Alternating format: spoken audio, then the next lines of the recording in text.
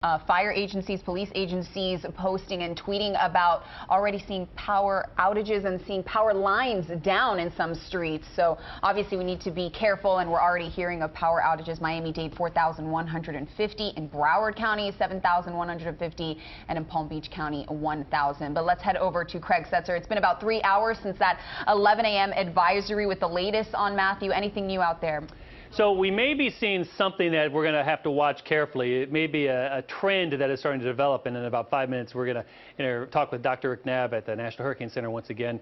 He's the director over there, about what we're looking at. But let's show you the radar right now, and I want to make some comparisons here. It was pointed out by Brian Bennett, one of the meteorologists helping me here today. He said, look at the last 4 hours, and you can see the loop there for the last 4 hours. And by the way, I'm right-handed, the computer's over here, so I've got to turn like this to move the mouse here. But if we stop about 4 hours ago, the eye was located right there east of Nassau, or rather west of Nassau. And then if we go up to the current position, it's located there. These are the Berry Islands, by the way, in the Bahamas. It's located right there, just to the west of the Berries. And if we draw a line between those two positions and keep going, we see that the hurricane is heading kind of in that direction right there. Now that's potentially significant, because if it's made more of a northwesterly turn here and it holds that turn, then the core of the storm, the worst part of the storm, may be offshore for a little while longer, which would potentially lower the storm surge threat further to the north. And also, it may mean that the weather in South Florida isn't as bad for as long. We can't say that it's not going to be as bad, and that maybe this is just a very short trend here to the more northwesterly direction as opposed to kind of a westerly direction. But it is something that we're going to watch. We'll talk to Dr. Knabb in just a minute about it here. But one thing to note also with this, why we can't just totally say, oh, well, that's great news, is because this other ring here, and let me change my loop here so that it's a shorter interval. This second ring, I'll draw it over here. It'll be easier for me than reaching over across like that. Okay, so let's draw this second ring. This second ring, and what I was trying to explain earlier, was sometimes hurricanes go through what we call an eye wall replacement cycle. The inside eye wall is established, and then an outer eye wall forms, and it's got very strong winds in it, and then it slowly contracts, and the inner eye wall falls apart because it gets starved because of the outer eye wall. When that happens, the hurricane weakens for a time being. It gets bigger, but it also comes down in intensity. If that's the case, then the core would probably weaken, but then we'd have to deal with possibly a bit of a larger area here that may be less intense than Category 4, but still strong. But now we're dealing with probably a bit of a larger hurricane. So lots of things going on there, lots of changes and things like that. I think Lisette Gonzalez is standing by, and Lisette, let's talk about local weather, and then we'll join Dr. Knabb in just a second. All right, thank you, Craig, and good afternoon to all of you at home. As you can see, there's Category 4 Hurricane Matthew, and here are all the rain bands wrapping around, all that moisture circling around the counterclockwise rotation here of that hurricane. And we are seeing that Palm Beach is getting slammed with some of these fast-moving squalls. We're also seeing fast-moving showers and even some downpours in Broward County. Deerfield Beach, Lighthouse Point, keep in mind these showers are moving rapidly from the north and east to the south and west. Pompano Beach, up and down 95 here along Oakland Park, even down into Fort Lauderdale, dealing with the wet weather, as well as some speedy showers racing across Davie, Cooper City. Some of these showers moving anywhere from 20 to 25 miles per hour. And Hallandale Beach, Aventura, North Miami Beach also dealing with some of the squally weather, as well as Bay Harbor Islands, North Miami, stretching into Miami Shores, Little Haiti, Miami Beach, portions of downtown Miami, Opelika, Haiti, dealing with some showers, as well as Miami Springs, Miami International Airport, Key Biscayne, Brickell Key, as well as down across southern Dade County. We've already had plenty of rain in Oranje and Leisure City, Homestead, Florida City. Roads are slick all across South Florida as we continue to see these widespread rain bands streaming in across the area. Upper Keys also getting soaked in spots around Key Largo and Tavernier and Ocean Reef. And we are seeing the rainfall potential due to Hurricane Matthew. Well, here in South Florida, Broward, Dade, the Keys, anywhere from 2 to 4 inches of rain with with some isolated higher amounts. But really, the brunt of this hurricane is expected across portions of Palm Beach County, but especially the central and northeast coast of Florida, where some areas could pick up anywhere from 6 to 10 inches of rain, with even higher amounts for some areas, meaning the potential for devastating flooding here along the coast. And as we take a look at the winds already increasing here in South Florida, sustained anywhere from 10 to 22 miles per hour. Peak wind gusts as high as 38 miles per hour in Homestead, 36 in Pompano Beach, 33 in Fort Lauderdale. Once we reach 39, that's tropical storm force wind gusts, and we are anticipating that, in fact, because although Hurricane Matthew may stay to our east and remain offshore, we can't focus on just the center of where this hurricane will track, because the impacts will be far-reaching. In fact, we're seeing that tropical storm force wind field stretches well out from the center. 30-mile-per-hour winds possible here for portions of Miami-Dade, especially Broward County and Palm Beach counties, as we're expecting Hurricane Matthew to make its closest approach, or just right up along the coast of Palm Beach as we head into the afternoon around 3, 4, 5 p.m. It will continue, as we can see, to likely stay to the east, at least the center of this massive hurricane, but we are going to see the potential for 58-mile-per-hour winds, even 74-mile-per-hour winds for portions of Palm Beach County, especially where the worst of the weather is expected in terms of today. And then likely this will either parallel the east central coast of Florida or just right up along the coast, which could be just potentially devastating, catastrophic for some of these areas, including the Treasure and Space Coast and up to the northeast coast of Florida, dealing with this monster of a Category 4 hurricane. So storm surge possible, but as Craig mentioned, depending on what happens here in terms of the track, maybe shifting a little bit to the north, maybe it won't be as severe as we are currently expecting, but 1 to 3 feet in terms of the storm surge during Broward and Dade during high tide, 3 to 5 feet stretching from portions of northern Broward, Palm Beach County, and northward to Melbourne, and then northward from Melbourne all the way up through even portions of the Georgia coastline. Storm surge anywhere from 6 to 9 feet. So this afternoon, winds, rain increasing this evening. We are expecting the weather to really deteriorate, damaging winds, torrential rain overnight. The weather slowly improving. So tropical storm, hurricane force conditions possible, and heavy rain, flooding, storm surge as well. The slight risks of tornadoes, dangerous surf, and beach erosion. All potential impacts with Hurricane Matthew, whether it makes landfall or just remains offshore. Elliot and Vanessa. Oh, Craig, back to you. Okay, thanks, Lisette. So as we talked at the top, we were talking about the storm, and maybe it's made a little turn. Let's go to Rick Knabb now, the director at the National Hurricane Center. Rick, let's talk a little bit of meteorology here. I don't want to give anybody the sense of impression that we're off of our guard here. But a couple of things we've noticed is maybe the storm has taken a little bit more of a northwesterly turn to the right, just a little bit. Are you seeing that there?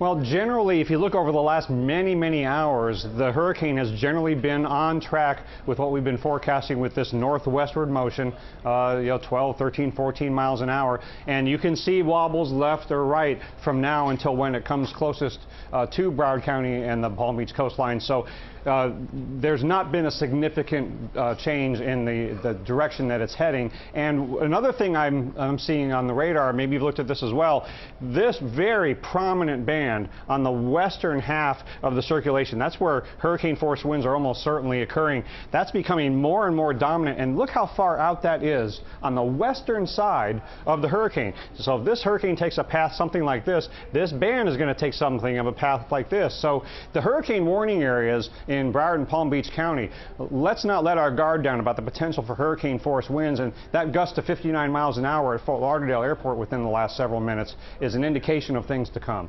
Right, exactly. Now, and I don't want to get too nuanced in the meteorology again, but eyewall replacement cycle, and where you have a bigger hurricane that is not quite as intense as the core, but still a very big threat.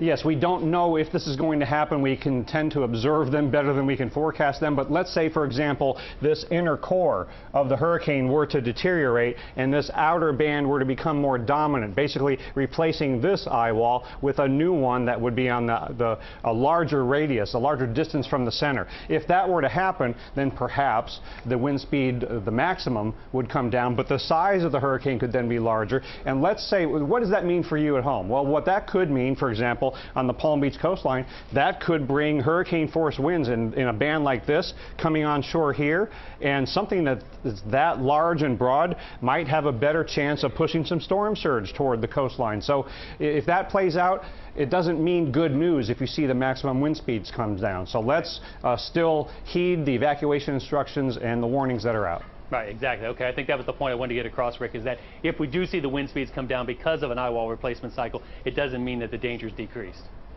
Right, and this inner eye wall might hold together and we'd still have a Cat 4 moving right along toward the Florida East Coast. Right, okay, Rick, thanks so much. We'll check in with you later.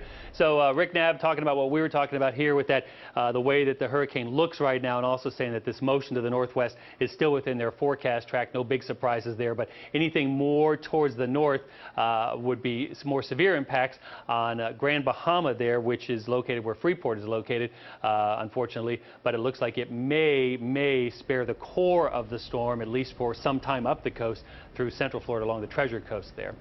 Vanessa and Elliot. All right, that's good news for a lot of people, and as we've seen and learned from these hurricanes, they don't go in a straight line, they wobble. But right now, let's wobble over to Plantation and the Broward Emergency Operations Center. That's the mayor of Broward County, Marty Kerr. Let's listen to what he has to say. Stay safe.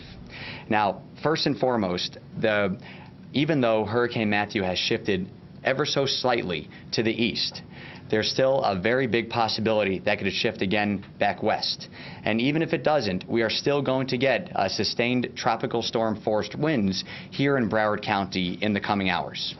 And as a result, right now, what's imperative is that our residents stay indoors. We are going to close all roads at 3 p.m., which is within an hour from now. And at that time, if you are on the roads and a hazardous condition occurs, our first responders may have a difficult time getting to you. So we are closing all roads. That also means that our shelters will continue to accept folks until approximately 3 p.m. We are asking folks if it's prior to 3 p.m., you can still, right now, use our roads, use the roads, drive to the shelters to protect yourselves and your family. If it's after 3 p.m., stay where you are. No longer evacuate, because we expect that conditions will worsen after that time. President Obama has just declared a presidential federal declaration of emergency for Florida, which also includes Broward County, and we would like to thank our congressional delegation for working on that. Right now, we have approximately 1,900 residents of Broward County and visitors in our general population shelters with a capacity of 8,000, and we have 90 folks in our special needs population shelters with a capacity of 465. And I want to stress that there are still folks for our special needs shelter that Broward County is working to get to. We will get to you. Stay where you are, and we will bring you to the shelter so that you can be safe. With that said, I would like to now first call up a few people to say a few words. The first will be Broward County Sheriff Scott Israel, followed by the Florida Power and Light Regional Manager of External Affairs, Juliet Rolak. And that's also very important because there's been power outages throughout Broward County, and I believe that she's the best person to explain to our residents what to do in the case of a power outage and how and who to contact. So first, Sheriff.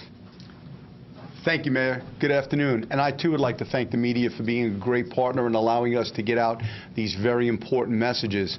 We're almost about 2-3 hours away from the implementation stages of our plan. Make sure you know where your batteries are, where your flashlights are. Hopefully you've done all the things you need to do to get ready for the storm. Hopefully you'll be indoors with your family.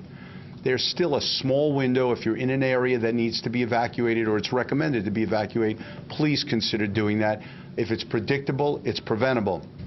The evacuation zones exist for reasons. They're very dangerous. They're very dangerous for you, and they're very dangerous for first responders to get into if you or your family need an emergency. Stay calm, be prepared, be vigilant. If you see something, say something. This is not the time to call 911 unless it really, truly is an emergency. The phone lines will be swamped. Call the non-emergency numbers, check in on your neighbors, check in on other people. Again, the most important thing I could say is to remain vigilant. If you see something that we need to know about, please let us know.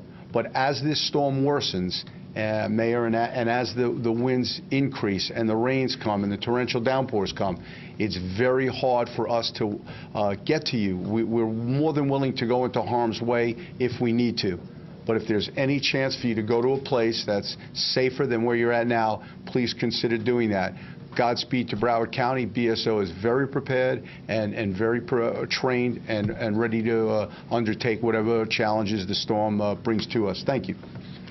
And before I bring up Julia Rolek from FP&L, I do want to mention there's been a number of reports that we keep seeing on TV of folks who are at the beach and who are outside right now, who are in the ocean, and we're asking, if you are, please go home, go to a shelter, and keep yourself and your family safe. Again, we're going to be closing the roads at 3 p.m., so if you're on the roads after 3 p.m. and a hazardous condition arises, our first responders may not be able to get to you at that time. Now, with that said, I'd like to bring Juliet Rolak from FP&L up to speak, and then I'll bring Miguel Ascaruns up, and then afterwards we'll take questions from the news media to any of the folks that are up here. Ms. Rolak. Thank you, Mayor. I first wanted to reiterate and state to all of you what both the mayor and the sheriff had said. Safety is priority one for all of you in our communities, and so please be safe out there. I want to assure you that FPL is prepared for this storm. Many of you have received robocalls advising of all the emergency contact information for FPL and what to do if there's an outage. But also rest assured, because of our investments, we have several smart meters out there that actually give us good idea of where the outages are. So even before you alert us, we are already and have knowledge of that.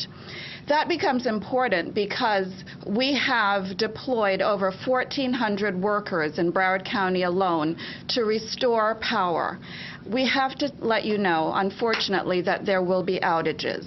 But what we do want you to know is that because of our preparation, we have pre-deployed all of these workers who will begin work on restoring power as soon as it is safe to do so. We ask that if you have see any down power lines after this event, to contact FPL at 1-800 the number 4 outage. That's also the number that you call if you have an outage to report. Also, if you do see a down power line, please do call 911 as well. Those are one of the rare instances that the Sheriff's Office will encourage because we are, again, concerned for your safety. Those of you who are out there who are already experiencing outages, please know that our crews continue to work and will do so until it is unsafe to do so. We want them to be safe as well, and again, as soon as the storm subsides, we will have our teams out there evaluating how many outages we have. We already have a plan in place. However, we need to identify exactly what the outages are so that we may deploy everyone in the most effective manner. Again, thank you, and please be safe. Now I'd like to ask Miguel Ascaruns, our Emergency Management Director, to come up and say a few words as well. Miguel. Thank you, Mayor. The message right now, our unified message is staying safe. We're here in the Emergency Operations Center trying to keep the public safe, so we need you to stay safe in your homes as the storm passes through this evening and into the early hours of the morning. We're working as well within the County Emergency Operations Center to coordinate with each of our city or municipal emergency operations centers, which are all activated, all 31 cities, including the Seminole Tribe of Florida.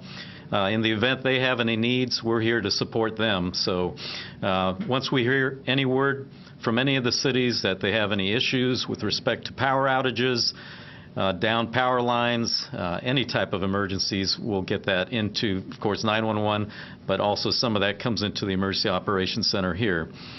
The mayor mentioned the President's Federal Declaration. That's what's called a pre-landfall declaration. It allows the federal resources funding for emergency protective measures for county governments. Subsequent to landfall, if we get any impacts in the state of Florida, we will have opportunities for additional funding and reimbursements through FEMA and the Department of Homeland Security. But this is an excellent step in terms of getting us those federal resources quicker with the pre-landfall declaration from the President. Thank you.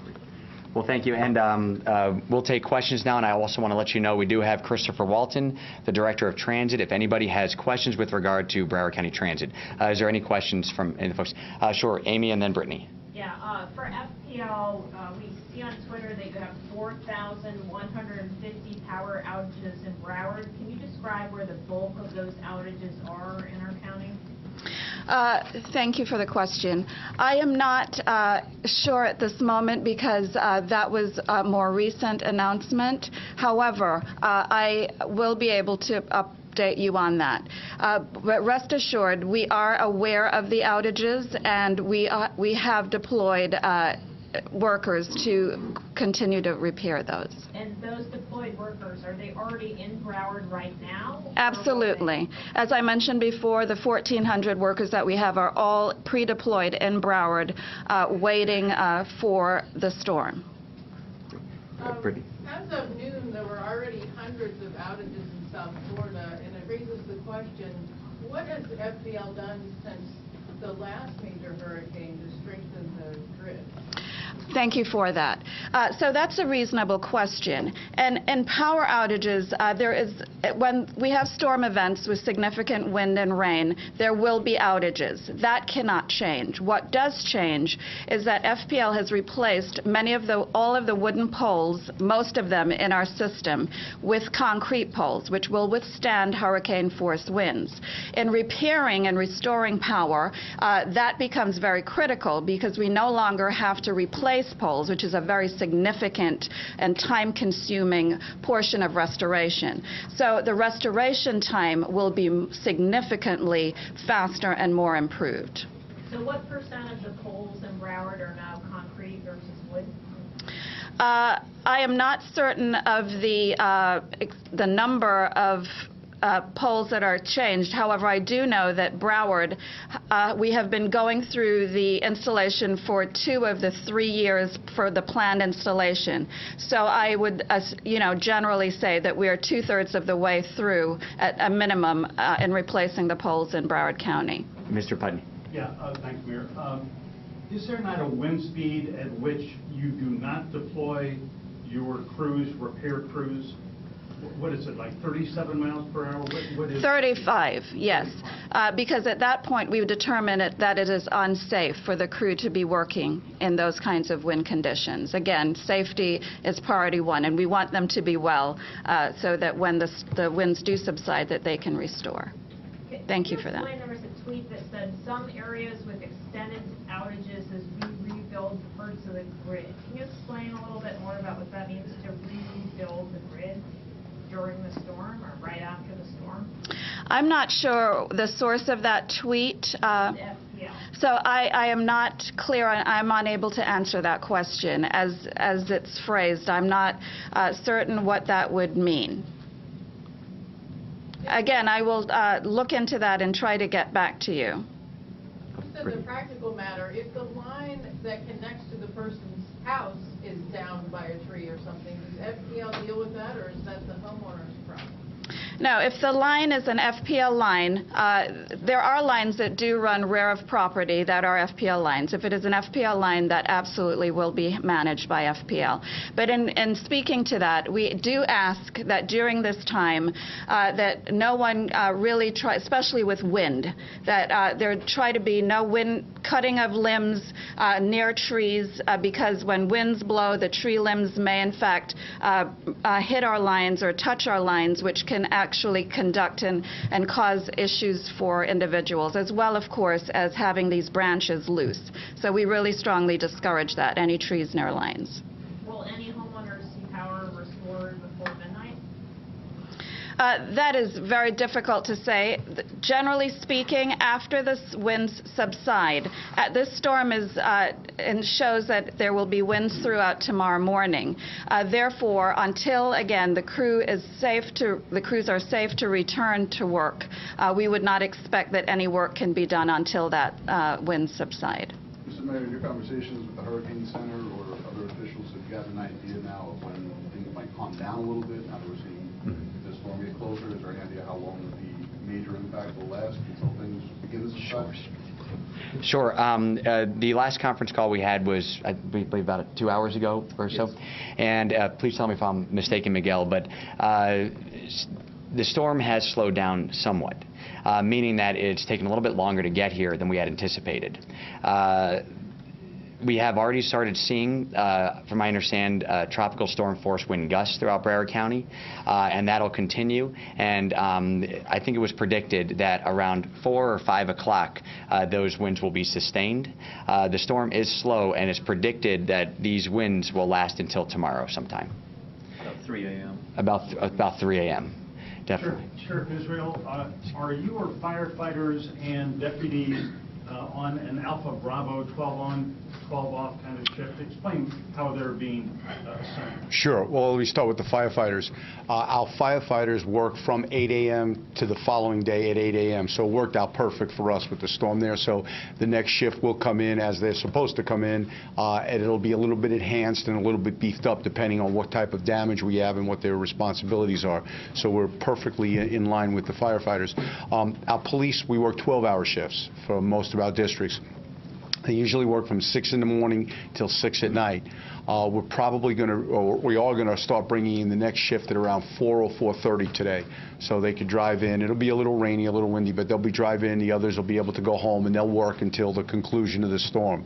Our scenarios, we make them as realistically as we can through the year, so they're used to this. They understand their training, and now it's just taking what we practice and putting it into, into play, and very, very ready to save lives and keep Broward County safe. Thank you. We heard the mayor say that after 3 p.m. you all want everybody off the roads, but if somebody's on the road after 3 p.m., you're not going to give them a ticket, are you? Certainly not. We're not interested in traffic enforcement. Another interesting thing is if we were to mandate evacuation, we're not going to arrest people who don't evacuate from their homes. That's not what our priorities are. Our priorities are protect life and save people. If someone's predestined to stay at their home, we're going to allow that. We're not going to arrest them.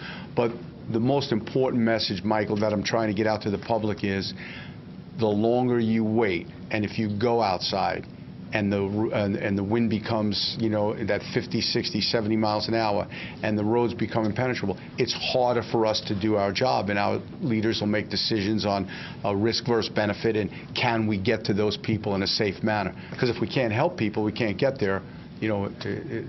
That compounds the problem. So if the public would just listen, if you haven't left, stay in your homes, stay with your family. Practice what we've talked about. Have your checklist, and we'll be ready to go. But we're good to go. We're rock solid at BSO, and we're going to keep the county as safe as we possibly can. Sheriff, with the way they talk about, we can't have mass transit after 35 miles an hour, can't have FDL trucks. Is there a wind limit that you cannot even dispatch paramedics or fire rescue trucks? No, I mean, we could dispatch, the wind has no bearing on us dispatching. It's our leaders are going to have to make decisions if it's safe to send the people, and that's going to depend on what we have to do. If children or our seniors or somebody is in imminent danger of great bodily harm, we're going to be more inclined to, risk our lives to go to where we need to go. That's the great thing about the firefighters and the police officers I work with, and why I'm so honored to be their sheriff. As other people are conditioned to run away from danger, we run towards danger. But we're asking, don't compound it. If it's predictable, it's preventable. Use good judgment and help us help you.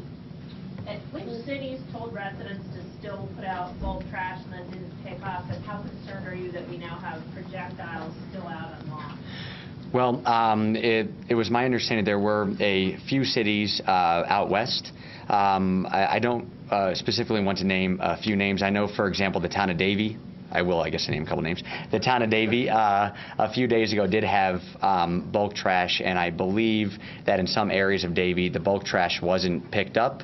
I don't know if that was I believe that was probably a decision by the solid waste company.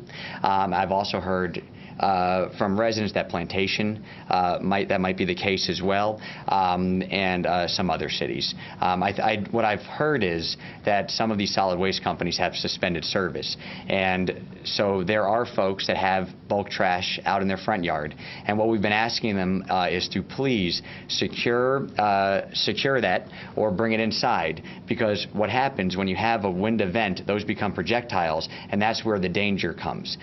In tropical storm force winds, my understanding is the most danger is projectiles, things that are flying through the air, and so we're trying to limit that as much as possible. Definitely. Well, does anybody else have any other further inquiries? Oh, yes. I thought you raised your hand. Yeah, I'm curious, do the contract you have with those solid waste companies, is there any provision about when you can suspend service or when there's still responsibility to get stuff off the road? There are 31 cities in Broward County, and the cities are responsible for garbage service. It's not a service that the county itself provides. So you'd have to call each one of the cities to find out. Yes. How long the roads will be closed? The roads, well, we are closing the roads at 3, and what that means is that we are asking folks to stay off the roads. We likely won't have our public works folks out there. Broward County Transit's not operating, and what it does is if people go on the roads after 3, as the sheriff said, it can make it more dangerous for them and also for first responders who would do their duty and job to try to save them. And so our roads are closed, and what we'll do is we'll make a determination as to when things get better, when we think conditions are safe. That's when we'll open up all the roads again. Definitely. Does anybody else have any other questions? Well, thank you so much. I believe that one of the issues that our residents are incredibly concerned about is FP&L. So I will ask FP&L, whether it's Julie or a person that's going to come in after her, to be with us at every press conference so that you all can make inquiries of them as well. Thank you very much, and we'll see you all soon. That was Broward County Mayor Marty Kiar. He reiterating that the streets are going to be shutting down at 3 p.m. in Broward County. Just held that press conference at the Broward Emergency Operations Center to reiterate what they said about FPL. They are deploying 1,400 workers in Broward County alone to restore the power, and we're hearing the latest numbers, 7,150 people experiencing power outages in Broward, 1,000 in Palm Beach, and 4,100 in Miami-Dade. The streets are shutting down in Fort Lauderdale. They've shut down in Broward County. They've shut down Fort Lauderdale Beach. The airport also closed down. Fort Lauderdale International Airport closed off. They even experienced reports of 59-mile-per-hour winds felt at Fort Lauderdale International Airport, and that is exactly why they've felt the need to shut down the airport as well. So 1,400 workers in Broward County deployed out there to get that power up and running again. If you do have an outage, they ask you to call 1-800-4-OUTAGE. Yeah, and that 59-mile-per-hour wind gust in Fort Lauderdale Airport is important because, remember, FP&L will not deploy crews when the winds are above 35 miles an hour, and the spokesperson there for FP&L said they are aware of the outages. They have deployed workers, as Vanessa mentioned, 1,400 in Broward County and 12,000 around the state of Florida. So FP&L is aware that a lot of folks are without power, and in many instances, not only will they repair the damage, they need to replace. You talked about there's an effort going on in Broward County to replace those wooden poles with concrete poles. They've been doing this for 2 years. They have another year's worth of work. So if they get a report out there of a wooden pole that was down, they're not going to replace it with another wooden pole. They're going to put up a concrete pole. So in that case, it could take a little bit longer, but hopefully not that long. And Craig Setzer, no surprise at all that we're hearing about these power outages. We should expect more of them, shouldn't we? Several reasons, too, because, number one, it has been a long time since we've had a big, widespread wind event. Wilma, technically, is when we had the last big wind event. We have had some strong winter thunderstorm squalls move through, but we really haven't I heard earlier, I think Rick Knabb said it, pruned the foliage around, and even the communications officer from FPL said that. So there's a lot of growth, there's a lot of tree growth and stuff, and so now these trees are going to be loaded up with the wind, and the trees are going to come down, and the branches are going to come down, and we're going to have power outages, and something that we haven't experienced. So we're kind of testing the system here, but in a way, nature is kind of taking care of doing some yard work out there that hasn't been done for an exceptionally long time by South Florida standards. 11 years since we saw Wilma across Florida, and that was late in October. And now here we are in almost the middle of October, and here we have Category 4 Matthew just off our coast. So some interesting things going on with Matthew. These are more maybe meteorological curiosities, but you can see now it looks like it has two eyes, and it's got an outer band and an inner band. Sometimes these storms go through what we call eye wall replacement cycles, and what happens is that the inner eye is going for a while, and then outside of it a new band of high winds sets up and thunderstorms sets up and kind of starts to contract a bit, and then the inner eye wall kind of falls apart. It gets starved basically from the wind and from the energy because of the bigger band around it. So that may or may not be happening. As we talked to Dr. Nab earlier, it still could be a Category 4 with the highest winds in that core in there. But if that core does collapse and then we've got this bigger outer band, then we've got a larger hurricane, but probably the winds down just a little bit, but still most likely a major hurricane. So let me show you on, let's see, let me get over to here and we'll show you what's going on late with the latest hurricane hunters. They haven't been in there for a while now, so we're looking forward to seeing what they say. In fact, this will be the P3. So the P3 is a research aircraft from NOAA, and so some people even from South Florida from the Hurricane Research Division are on it. And so now it's heading out, it's heading over South Florida, and we'll start investigating the storm. And this other aircraft up here, that's the NOAA G4. And so they're doing, excuse me, synoptic surveillance missions. In other words, they're going out, dropping instruments into the atmosphere and trying to measure what the atmosphere is like over the ocean in terms of the high pressure, the low pressure, the moisture, things like that. And that information will go into the models, and hopefully it will give the models information over here, over the ocean. At the same time, we've got information, of course, over the land. And so the information over the ocean will be fed into the models to hopefully improve the certainty of the forecast as the storm goes forward. By the way, let me just let everybody know we're waiting for a couple of news conferences, one from the governor and also one from Miami-Dade. So as soon as we get that, we'll go to that. So there's a satellite loop of Matthew, and it doesn't look as impressive in terms of just a big round hurricane as it did earlier. The northern part is a little bit ragged there, but and if we were just looking at this from a satellite point of view, we'd say it doesn't look as strong. But we know from the planes, the hurricane hunters that are flying into it, that in fact it is quite strong at Category 4. And another curiosity here, another meteorological curiosity, we now have Hurricane Nicole out there. So we have Hurricane Matthew and Hurricane Nicole, and that's Nicole out there.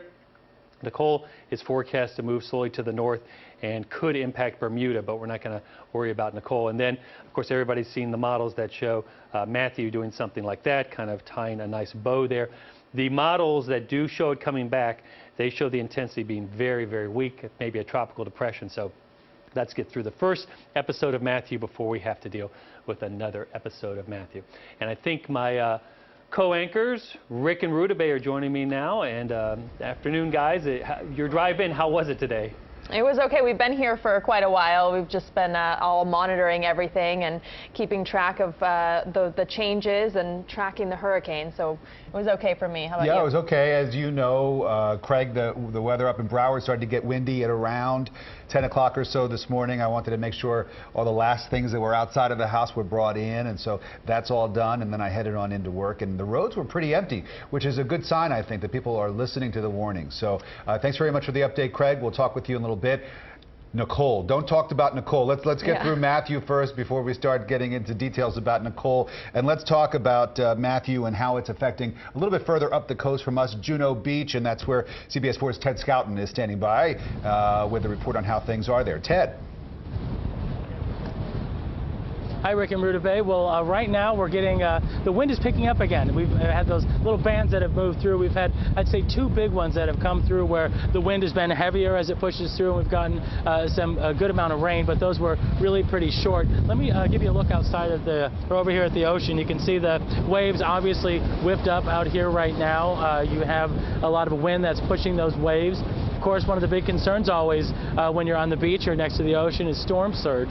That's caused, when the wind kind of blows the water in, and as it blows the water in, it causes the elevation of the sea to rise. This gives you an example over here. That's the Juno Pier. So as you have that water coming in with surge, that brings it up higher, and then you have waves on top of that. They can be up to 7 or 10 feet. So the expectation is with that pier there, you can easily see how when we get that surge and those big waves, that entire thing is going to be just covered with waves and with water. Obviously, that's why it's not very smart to be out there right now. I see a couple of people toward the front of it, but no one out toward the bottom part of it. Throughout the day, we've had a lot of people coming out here onto the beach, just kind of hanging out, seeing what there is to see. Right now, they're just walking around. What we've noticed is that every time one of those bands come through, this beach just clears off. And once again, emergency managers are telling people really they should be staying away from the beach, and they should be staying indoors now as the winds begin to pick up. Still not that extreme here right now, but as the day goes on, you're going to want to be obviously well aware of those strong winds and being out on the road trying to drive through these strong winds. Also here in Palm Beach County, there is a mandatory evacuation that's in effect for the barrier island. So that goes from Singer Island all the way down to Boca Raton. So that includes Singer Island, the town of Palm Beach, all of that. There's a mandatory evacuation that went into full effect today. Right now, 13 shelters are open in Palm Beach County. We're told that there's about 1,600 or so people in the shelters. And as we've reported earlier, power outages. We are seeing some power outages here in Palm Beach County. At this point, about 1,000 of them. So right now, just waiting. Right now the wind is blowing at a good clip. Nothing too serious at this point. Certainly not what we're expecting later on. Rick and Ruta Bay. So, Ted, you've been out there for a while. You've been seeing those changes, and still people out there not listening to those warnings. What do they tell you when you ask them what they're still doing out there, and if you remind them that emergency managers are telling everyone to get off the beaches? Well, they're telling us that they just want to see what's going on. They want to see what it looks like. So they're coming down here. A lot of people, even with kids, have come down here. I don't see any kids here right now, but just a little while ago, we had a bunch of kids, probably about 15 of them, ranging in age from maybe 5 or 6 up to teenagers. And they're saying they'll go in when it gets bad, that right now they're a little bit stir crazy. Well, this is still early in this whole weather event, so find things to do at home, because that's the safest place to be. Coming out here is not a good idea, because what happens if something blows in really quickly and then they're having a hard time trying to get home or getting off the beach? Ted, I want to go back to what you were talking about with some of the evacuations in Palm Beach County. I know that we do have some viewers in the southern part of the county, in southern Boca Raton area, that do get our signal there. Can you give us the information again about who is being told to evacuate from Boca Raton and some of those other areas in South Palm Beach County? Yeah, specifically it's zones A and zones B. Zone A includes all the people who are in mobile homes, manufactured homes, homes that are not made very well, that they're not a good structure. Also people who are in low-lying areas who could be subject to flooding. Zone B, that's the barrier island. So that goes from Singer Island, which is just across from Riviera Beach, all the way down to the county line. And then, of course, it takes over from there in Broward County. But all those people should be off of the barrier island. There again, the concerns are storm surge, also wind. If any emergency crews have to try and get over those bridges over the Intracoastal to try and help people out who are stranded, who are having an emergency situation, chances are they're not going to be able to get there, because if the winds are that strong, they're not going to be able to get across those bridges. So that's why that mandatory evacuation is so important. If you stay in an area where there's a mandatory evacuation, you're pretty much on your own. They've made it very clear, and I think we've heard this in all counties, it's been very clear that emergency responders, the ambulances, fire trucks, police, are not going to be able to make it to you. They may try, but the chances of them getting there aren't always that good, and if they do, it's very long, and they could also injure themselves, therefore not able to help other people who are in dire need as well. Exactly. They have their hands full already, and you're not only risking your own life when you don't evacuate, you're also risking the people who are coming in to try to help you. All right, Ted Scouten, thank you very much. Thank you, Ted. Well, we've been talking about this, and you have to think about the first responders. And we just heard from Scott Israel, the sheriff of Broward County, who said, "Look, we are ready to go. We want to help you, but you need to help us too. We got to work together here. There needs to be cooperation. If you are in one of those areas where there has been a call for evacuations, you've got to pay attention to that. You've got to get out, again, because you don't want to put the first responders in harm's way at all. Nobody wants to see that happen, and so we hope that people are listening to that as we take a look at these pictures now live from Deerfield Beach on that famous pier that was hit so hard from Superstorm Sandy a few years back, but there it is rebuilt, and hopefully it will withstand whatever Matthew brings its way. Yeah, it's good to not see people out there. Oh, there are some people actually still out there, but some fewer people than the pictures we saw before. So we hope that they go inside and that they listen to those warnings. Meantime, Peter Dench is in Sunny Isles Beach for us.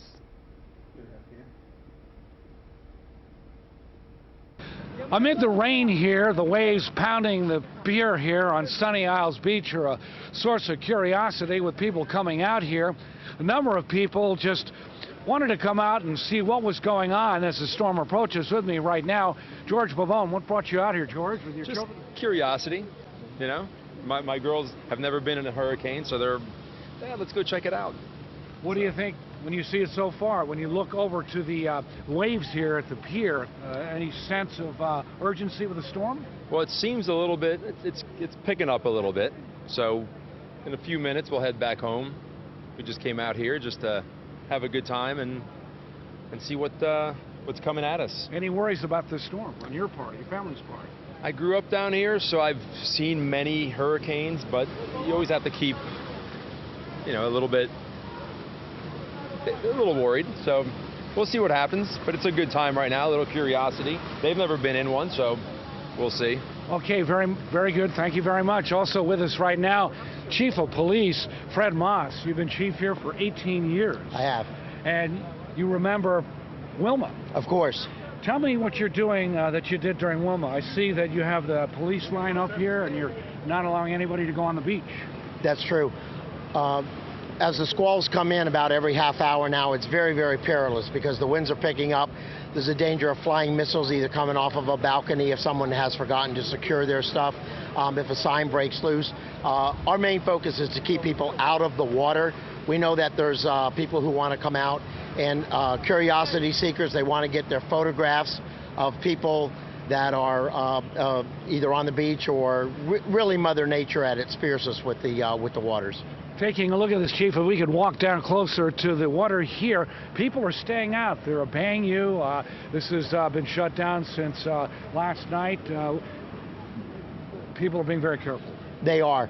And there's always going to be a few that are going to try and get out, but their safety is our concern. So we continuously sweep the beach. We have patrols up and down the beach. We just want to make sure that people are at their safest. They really need to be inside, but if they are going to come out in between the squalls, we're here to remind them that when it gets perilous to go back inside. That's the message you want everybody to get here. That is the message. We want everyone to be safe until the storm is completely past.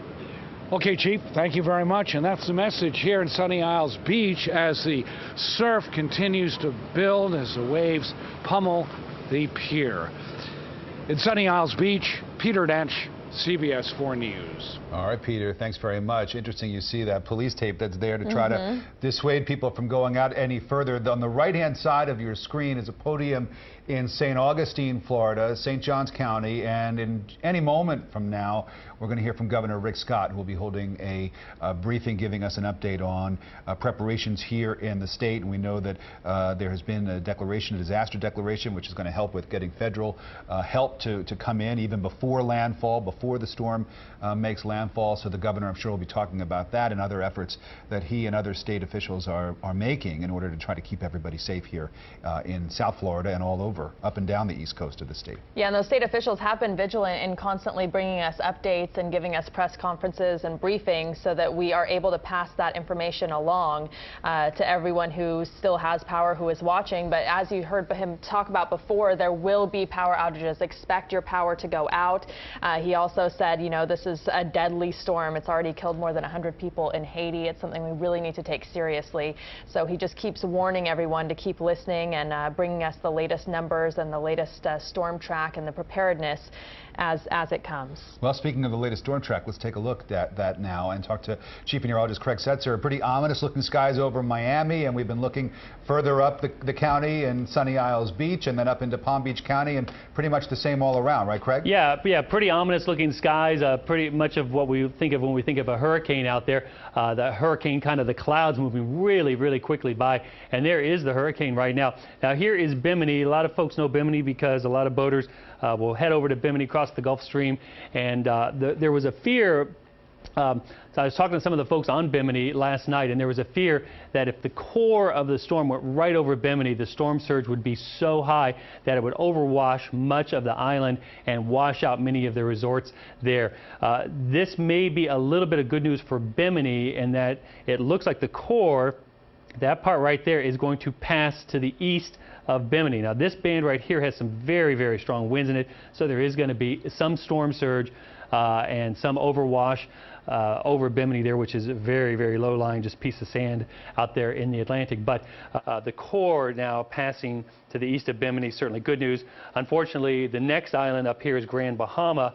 That is bad news because it looks like the core is headed right for Grand Bahama, and many folks know Grand Bahama from Freeport, which is a popular cruise destination, and lots of resorts there. So what's going to happen as the storm goes over Grand Bahama there, the water's going to try to pile up and try to get over the island there. So there's going to be tremendous overwash and certainly life-threatening storm surge there.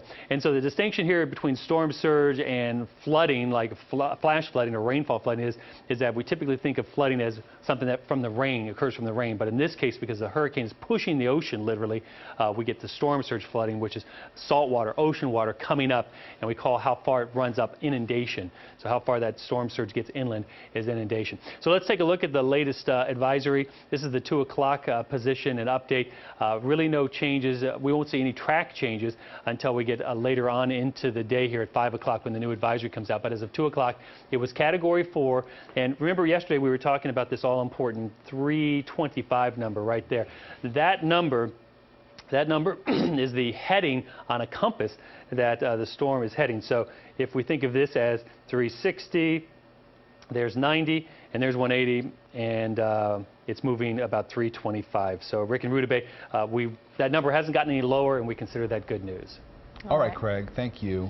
And let's go now to that press conference. Governor Rick Scott in St. Augustine. Don't take a chance. Time is running out. There are no excuses not to evacuate. Our #1 priority is to protect every life, everybody's life. This hurricane is strengthening. It is located about 125 miles east-southeast of West Palm Beach with winds of 140 miles per hour, and it's strengthening. Think about that. 140 miles an hour strengthening. On the forecast track, the Eye of Matthew should move very close to the east coast of Florida Peninsula tonight through Friday night. There are hurricane warnings and watches along the entire east coast of our state. Tropical storm watches are in effect for the Florida Gulf Coast. There's no question this is serious. Only a small deviation in the forecast track to the left or to the west could bring the core of a major hurricane onshore within the hurricane warning area, while a small deviation to the right could keep all the hurricane-force winds offshore. If you look at the track, it's been tending to go west, not east. A small movement could mean a lot. That's why we have to prepare. We have to prepare for a direct hit. So if you need to evacuate, do not wait. You don't have that much time left to evacuate.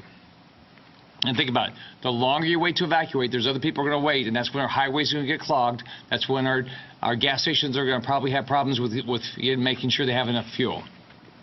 Protecting life is our #1 priority. The impacts of Hurricane Matthew could include heavy rain, up to 12 inches along the East Coast. And if you look at prior storms, we get bands sometimes that drop even more than that.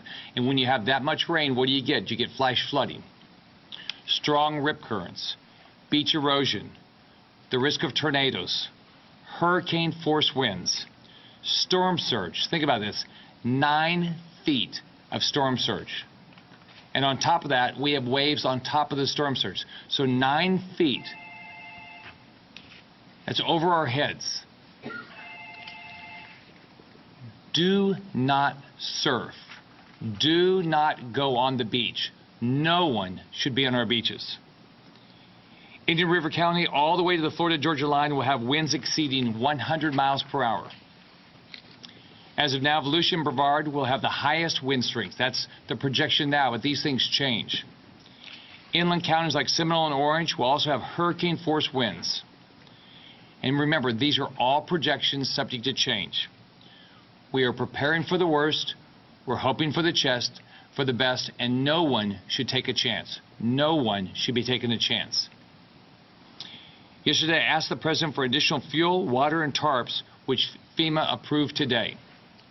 This afternoon, I'm also asking the President for additional generators and pumps to help with power outages and flooding once the storm hits.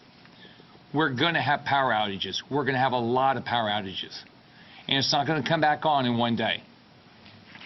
We expect to have a lot of flooding, especially here in Northeast Florida. And we will need additional pumping equipment from the federal government. Now let's go back to evacuations. There's a lot of people that have never been through this and are still waiting to evacuate. There is no reason, if you're in an evacuation zone, if you're in a barrier island, if you know you're prone to flooding, if you're in an evacuation zone, get out now. Based on the continued strong track to Florida, I've activated 3,500 members of our National Guard. That's over half of the available troops have been activated. That's how serious this is. Protecting lives remains our #1 priority, and that is why I've continued to activate more troops for important life-saving missions. But stop and think about this. We should not be putting people's lives at risk because you made the foolish decision not to evacuate. I've directed the National Guard to focus on pre-position resources, assist with helping people evacuate safely, and sheltering operations.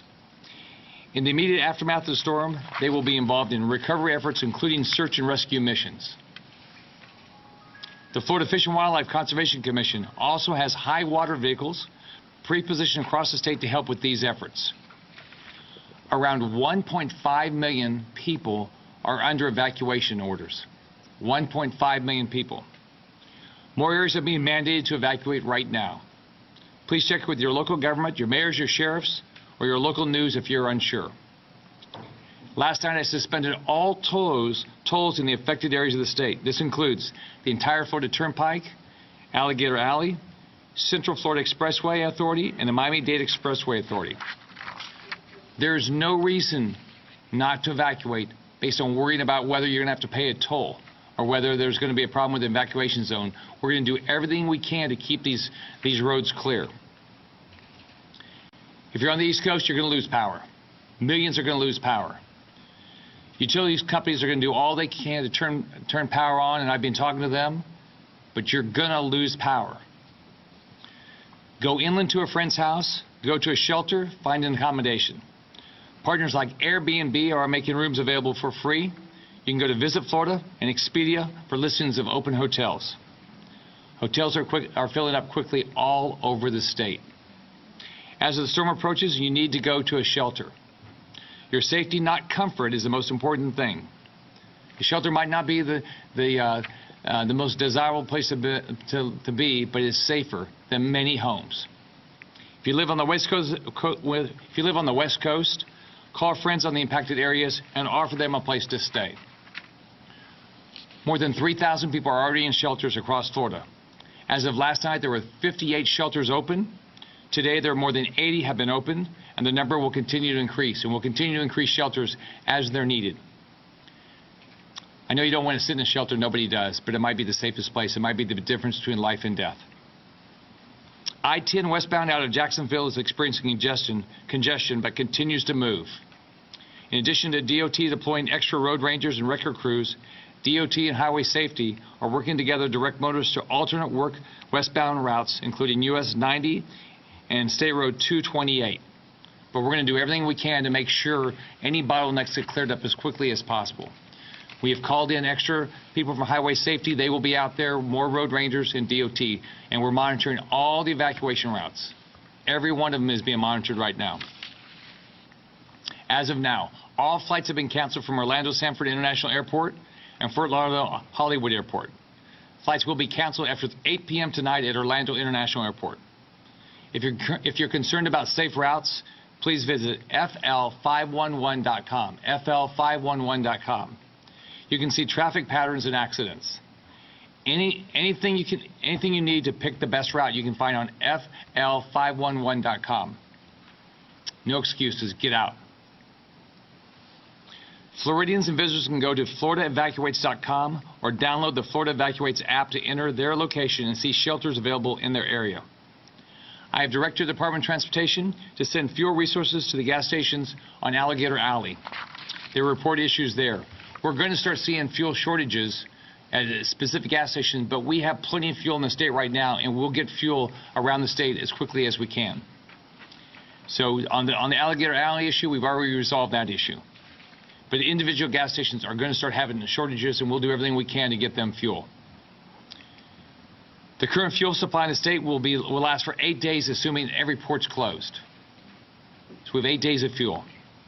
If you're going to get fuel, take what you need. Don't fill up if you don't need to. Just take what you need to leave some for the next person, just to make sure everybody has the fuel they need. Our hospitals along the East Coast are evacuating. To date, we've not reported any issues with those, but we're evacuating hospitals.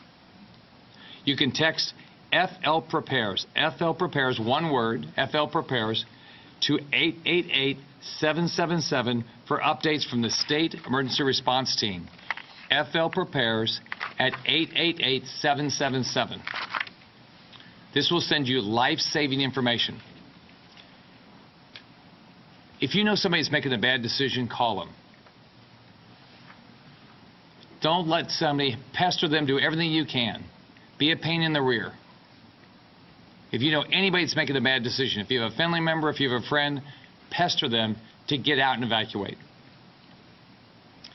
Remember, saving every life in this state is our #1 priority. To the press, you've done a great job alerting people and keeping people informed. Anything more you can do, if you have any ideas, any more we can do to make sure people get informed, just let us know. But the press has done a great job. The next briefing from the National Hurricane Center is going to be this afternoon at 5:15. After this, I'll be heading back to the State Emergency Operations Center in Tallahassee, and I'll spend the night there, and then we'll decide in the morning, because as you know, this is going to start hitting a little bit later tonight in the south part of the state, and just slowly move up here. And when we have a slow-moving storm, we're going to get rain. We're going to get a lot of rain. We're going to have flooding. We're going to have storm surge, and we're going to have ridiculous, unbelievable amounts of wind. So I'll be glad to answer any questions that anybody has. Governor, you mentioned that the National Guard is assisting people with evacuation. All right, that is Governor Rick Scott giving a media briefing in St. Augustine, St. Johns County, telling everyone to evacuate, those people who have been advised to evacuate, that their lives are not worth risking because of this storm. He talked about the flash flooding, the storm surge, the beach erosion, the loss of electricity that's going to be coming. And we want to mention, too, right now it's 3 o'clock. The roads in Broward have all been closed at this point. As of 3 o'clock, the roads are closed, and we can take a look at that surf there. It looks like it has deteriorated just in the last few minutes. As we look up and down the east coast of Florida, this is Fort Lauderdale Beach, which is officially closed, although, as you can see, some people still out there on the beach right now. Governor Scott giving a very dire assessment of what is happening and what is to come, the result of Hurricane Matthew. Again, it's the top of the hour, 3 o'clock. The roads in Broward are closed. The conditions are deteriorating. We had an update, an advisory at 2 p.m. on the latest track for Matthew. Chief Meteorologist Craig Setzer is standing by with a look at that latest advisory and what we can expect over the next hour. Craig. Yeah, we're on a cycle now where we get hourly position updates, hourly updates on the storm. So every hour we get an update.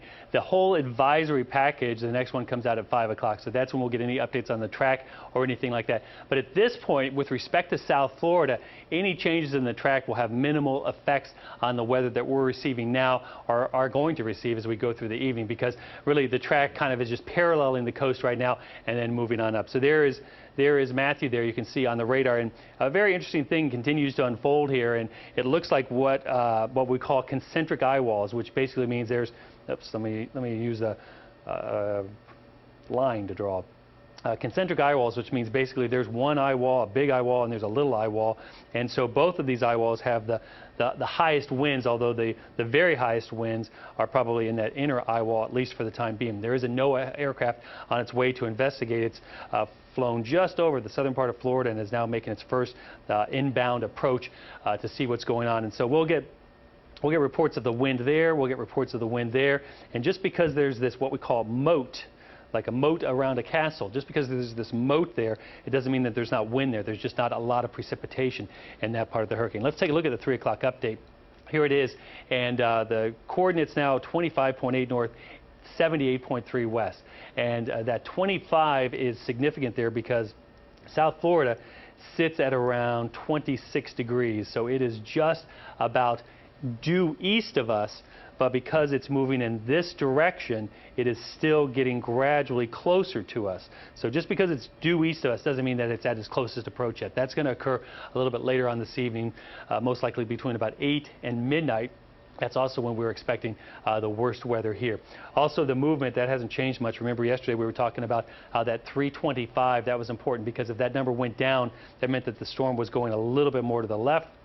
That has not been the case. It has pretty much held there between 320 and 325. So we see that as a good sign as far as South Florida is concerned. Miami-Dade and Broward, we're still going to feel the effects, though, regardless. Let's step through, based on the 11 a.m. advisory, the wind field from the storm, because at this point, the cone is so small, there's really no point in showing the cone. It's all about the wind field and the effects from the storm. So the 40-mile-an-hour winds, these are the tropical storm force winds. Those are what are in the yellow area here, the forecast for the yellow area here. The hurricane gusts, so those are gusts over 74 miles an hour. That's in that orange area. And the red area there, that's the hurricane-sustained winds.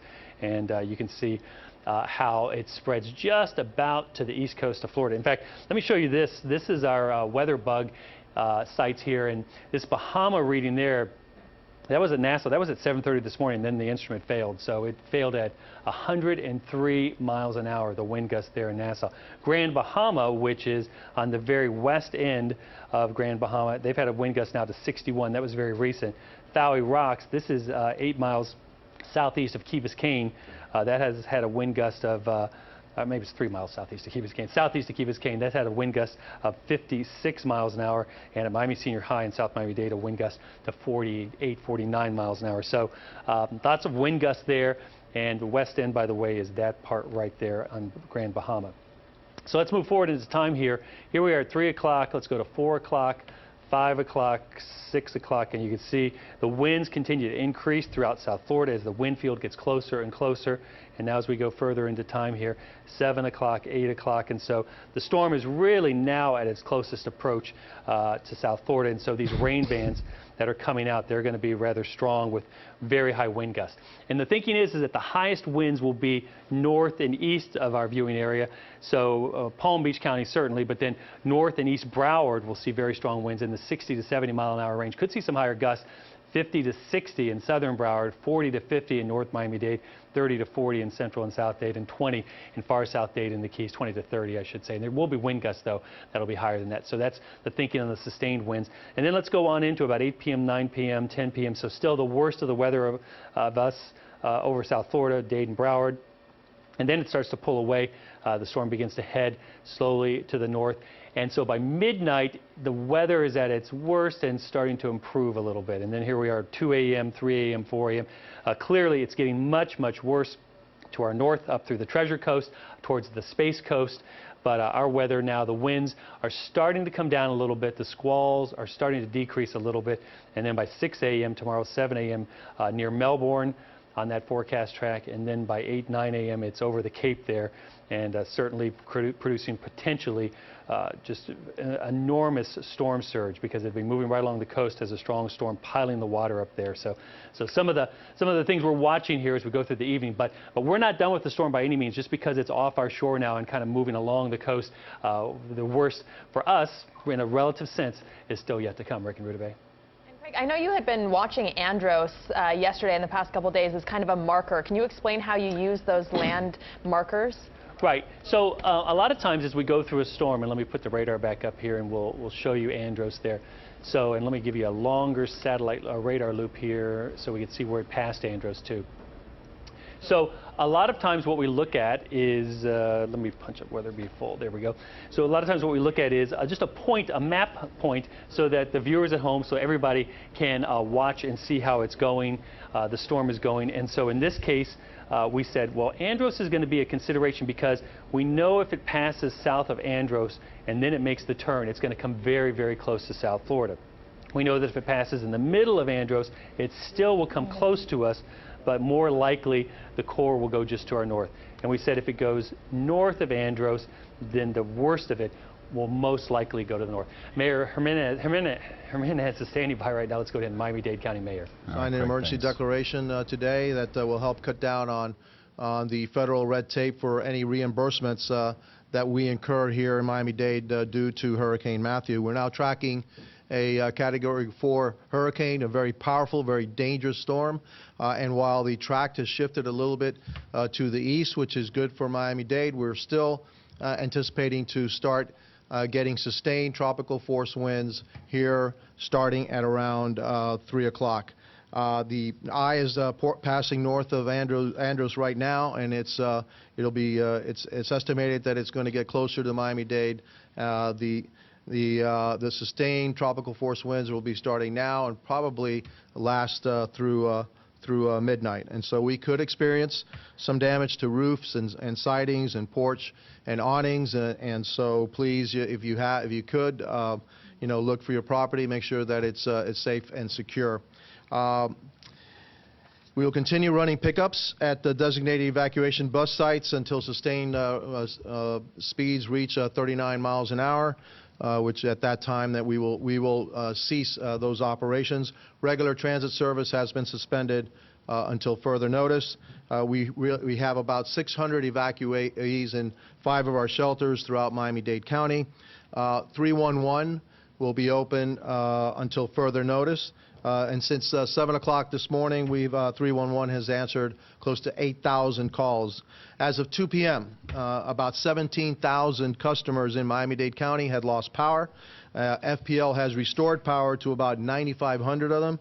As of now, they're working closely to restore the rest, but we still have about 7,400 customers that are without power at this time. Aletha Prayer from FPL is here to provide any additional information. If power is down, please call 1-800-468-8243, 1-800-468-8243, or 311. We have no road closures at this time. Miami-Dade garbage pickup will resume on Monday and on Tuesday. And for the latest updates on the county operations, visit www.miamidade.gov/emergency. Since tropical storm force winds are expected to start now, really the best place to stay is where you're at until past midnight, when we anticipate that those tropical storm force winds will subside. And so everybody, it's a good day to just stay home and be with your family. If you have an emergency, please call 911. That's only in case of an emergency. Our police department is on Alpha Bravo. Our fire department is fully staffed. If you're calling for assistance or information, please call 311. Again, emergencies 911, assistance, information. Again, it's 311. And now some words in Spanish. Nuestros pensamientos y también oraciones están. Miami-Dade Mayor Carlos Jimenez giving an update in Doral on the situation here in this part of South Florida. The mayor talking about the expectation that tropical storm force winds are going to begin right about now and last until midnight tonight. He also said the transit service has been suspended until further notice.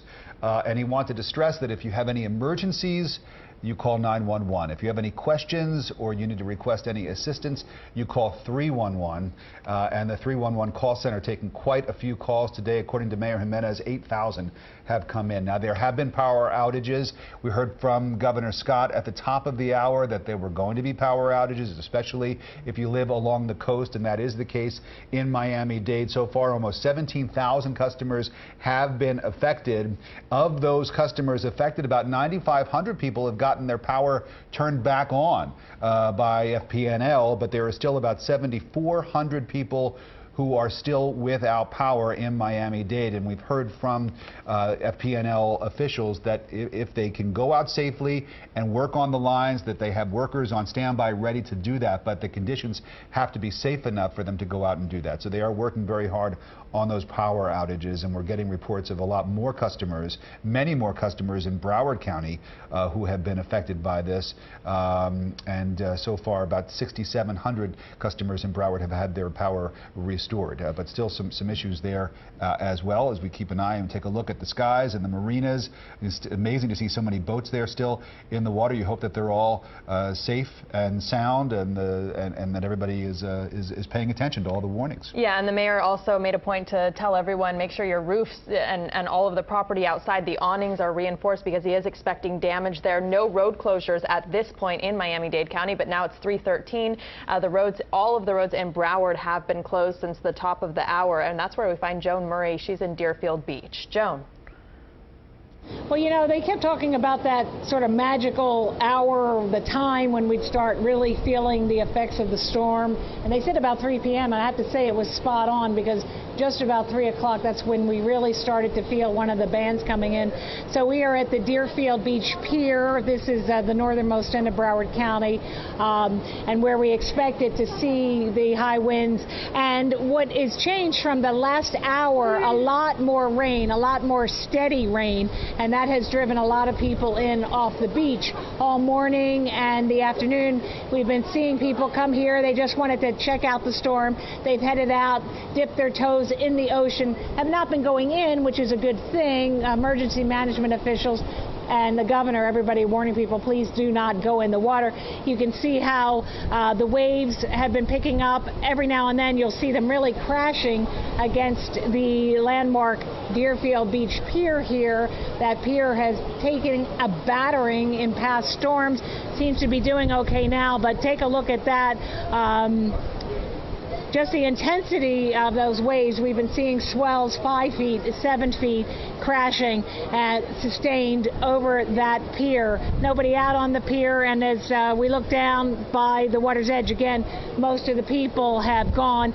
Some people have come we're under a shelter here, an awning in front of a restaurant that's closed because of the hurricane.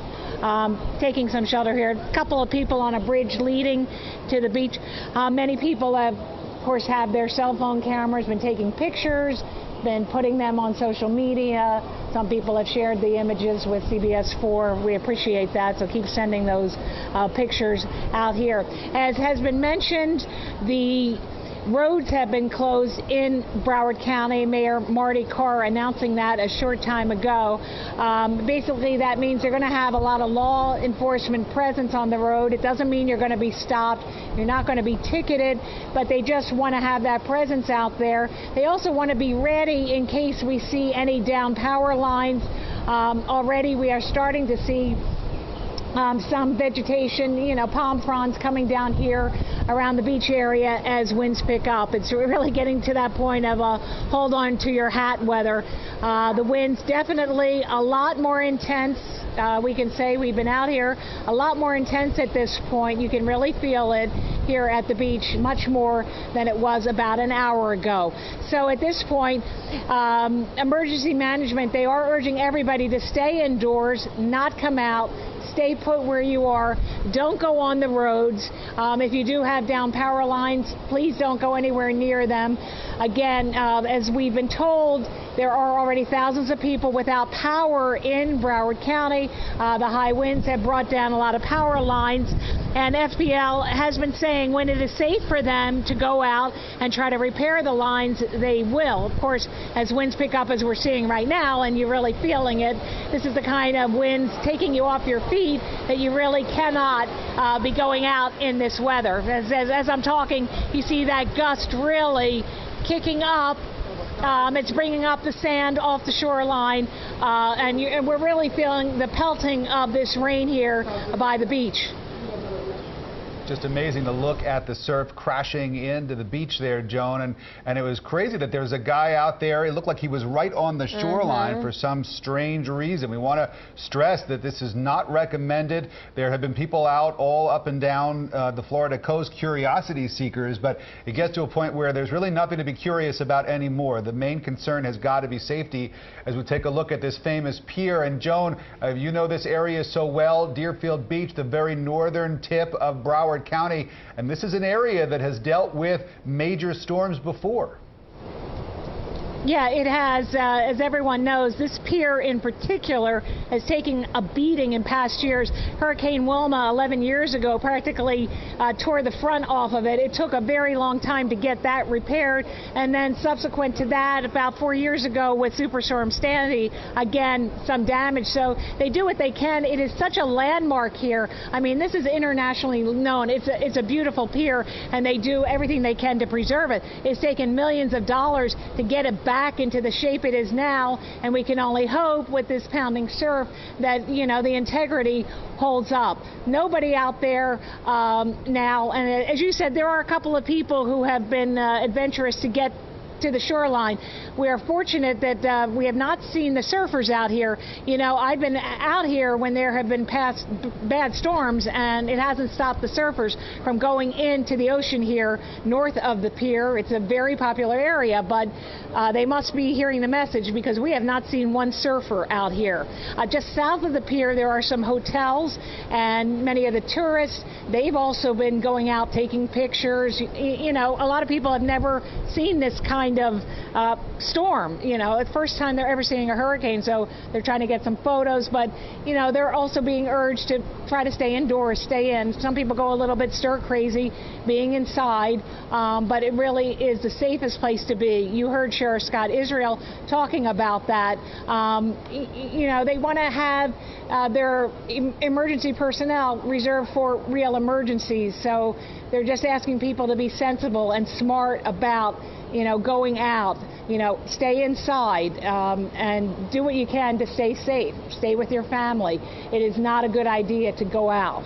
Excellent advice and great reporting from Joan Murray in Deerfield Beach. Joan, we'll check back with you soon. And you could see by her camera just how low the visibility has gotten in such a short amount of time. Well, we want to check back in now with Craig Setzer. You have a new advisory, Craig. Yeah, the 3 o'clock advisory was just an update on the position, but really what we're doing now is we're kind of in nowcasting mode. So we've gone from forecasting, which is where is the storm going to go, to nowcasting, which is what's going on with the storm right now. And you can see it's really not too far off of our coast. In fact, if we do a distance measurement on it here and zoom from, say, Fort Lauderdale right to the center, it's only about 110, 114 miles off to the east. Rick Knabb, the director of the National Hurricane Center, is joining us now. And Rick, how's it going over there? I know this is really kind of a crunch time here because you've got a lot of decisions coming up with your 5 o'clock advisory. We do, and so the forecasters are poring over not only observational data, but also the forecast models, because we're still making our 5-day forecast and coordinating on any updates to the watches and warnings. I don't anticipate any changes to the warnings for South Florida. Don't get that sense that, well, it's looking better and better because the center is passing so far offshore, but actually, it's the opposite in terms of how the weather conditions are going to evolve over the next several hours. You take this overall system and move it to the northwest, you can see all of this is going to be over South Florida later tonight, and that means more persistent rains and squalls. Stay off the roads and stay indoors, even if there's a lull once in a while. Right, and so one of the things that, of course, some people were saying to me was, well, it's due east of us now, so now it's moving away, but technically that's not correct because it's moving northwest. Right, and look how far south from the eye of the hurricane you have persistent rain bands. It's even off the screen here. I can't even show it all. So it's going to be a long night and into tomorrow morning before it all clears out from south to north. So just stay indoors, and you might have some indication in the morning from local officials about what the impacts were overnight, and that could affect the safety on the roads. Right, exactly. Anything, no surprises, obviously. I mean, this has been pretty well forecast now for the last several advisories. Anything that might change at 5 o'clock? Given that it's been so persistently moving in a northwestward direction, despite some meandering a little bit left and right, I don't expect a major substantive change in the big picture to the overall forecast scenario, and I don't expect any changes to our warnings for South Florida. So the message for people in South Florida really hasn't changed, and I don't expect it will at 5 p.m. When we get into the overnight hours, we might have a little better idea of when the conditions will subside. And also, if you know folks up in central and northern Florida, tell them to take seriously the fact that they've only got a few hours left to prepare because their weather's going downhill by tomorrow morning. Let's pass along to everybody up north to heed the evacuation instructions for surge on the coast and for mobile homes inland. And Rick, just real quickly, one last question because it jumps out at you. I haven't seen too many cones that literally wrap around themselves and encompass themselves on top of themselves. Kind of strange, huh? Yeah, the 3-day cone is easy to envision what's going on there, but then 4 and 5 days, the uncertainties are huge, and we have plenty of time to wait to see what, if anything, we might have to deal with next week. So we're focusing on today as you are. Right, exactly. Okay, great. Thanks, Rick. Rick Knapp from the National Hurricane Center saying, don't pay attention to this coming around and coming back. Let's get through this part of it first, and then if it does come around, we'll deal with that. But that's more than 5 days away, and then it's also forecast to be much weaker. All right, real briefly, let's just touch on the 3 o'clock advisory here. Winds are 140 miles an hour, still Category 4, moving to the northwest. We've been talking about that direction of that 325 being important because it's continuing to go to the northwest. If that number had gone down, it would have meant that the storm was going not so much to the northwest, but a little bit more west than northwest, but that has not been the case, so really a good forecast there. In terms of our local impacts, I'd like to take this opportunity to introduce our newest team to CBS 4. It is Dave Warren. Dave, this is a baptism by fire, buddy. We're throwing you into a hurricane for your first time on TV. Yeah, well, not the first time, but yeah, I've seen a few of these before, so certainly comfortable with what's going on, but certainly a lot that we still have to deal with. We talked about that direction, the storm direction. It is now about 120, 115 miles due east of Miami, but continuing to move to the northwest. So these outer bands, they've already moved all the way to the Gulf Coast, will continue to spin around the storm, and that distance between the center of the storm and South Florida here will actually get a little closer here. So we'll continue to see these bands, and with each band, the wind gets stronger and stronger, approaching tropical storm force. Here's a band that just moved from the north down through Fort Lauderdale, pushing south through Hollywood, and will continue to move south. And this will approach Miami here. Very heavy rain along the coast. It's moving from north to south, so that'll put it across Miami here in the next 15 to 30 minutes, and you'll notice the winds start to really increase as these bands move through. A little wider view shows what happens at the Keys here. This outer band already pushed through and it's moved to the Gulf Coast already, so we're seeing more and more bands, a little bit less of a break between each band, so the wind will continue to increase, and these bands will continue to spin through. It's still a while before that distance actually starts to increase, so the wind will continue to increase, and that very heavy rain, sharp cutoff between Miami and just north there in Fort Lauderdale, looking at 6 to 10 inches of rain, so along on top of the storm surge, you're getting a lot of rain from the flooding caused by this rain. So very heavy rain up and down the coast here. These wind gusts approaching tropical storm force are close to 40 miles an hour. They will continue to increase and then maybe peaking between about 8 and midnight tonight before the storm pushes north, and the wind will start to decrease just a bit. So here's what to expect. This afternoon, the winds and rain increase as that distance shrinks just a bit. Now, we're talking about damaging wind, but this could lead to more widespread power outages, and the torrential rain could lead to more flooding. Now, the weather will slowly be improving overnight tonight, so the tropical storm hurricane conditions possible certainly overnight tonight. Farther north you go, the better chance you see of having hurricane force winds as opposed to tropical storm force. Dangerous winds and that heavy rain, not on top of the storm surge, we have the rain causing the flooding, and we do have just a very slight risk of tornadoes. I think that'll be a little farther north, but certainly dangerous surf and some beach erosion, so certainly a lot to talk about. Greg? Thanks, David. I promise you It won't always be this exciting. Okay. So, Good. All right, Rick and Rudabeh, back to you. So it's Dave Warren's first day. So how'd your first day go, Dave? Well, there was a hurricane, so we had that. Well, welcome, Dave. We're glad you're with us. Hey, Welcome to the team. I'm ready for anything. It can't get much worse. Very glad to have you. Okay. All right, well, viewers have been sending in so many powerful pictures and videos to the newsroom. Lisa Petrillo has been gathering those for us, and she has a look at some of those. Lisa. Yeah, guys, it's interesting to see the stages as the storm is developing, and we want to thank our viewers for sending those pictures. Some of them starting from the south to up quite close to where Joan is in Deerfield Beach. Let's take a look. The first photo is of dark clouds, as you can see, looming over the area of Miami Beach, and that was sent to us by Kenya Samuel, kind of really ominous there. And then we're going to go to our second photo now, and that as the winds continue, seems like this could become the norm. This is from Keith Clarington, and look at this, these trees on top of the car. And then squalls arrive in the Hollandale Beach area. Hurricane Matthew arrives this afternoon as dark clouds appear. That's as Kevin Martin shows us. And then we're going to move to, now there's a big yacht down in Miami Beach where the big dark clouds are appearing. And now we're going to show you this dramatic image from Miami Shores.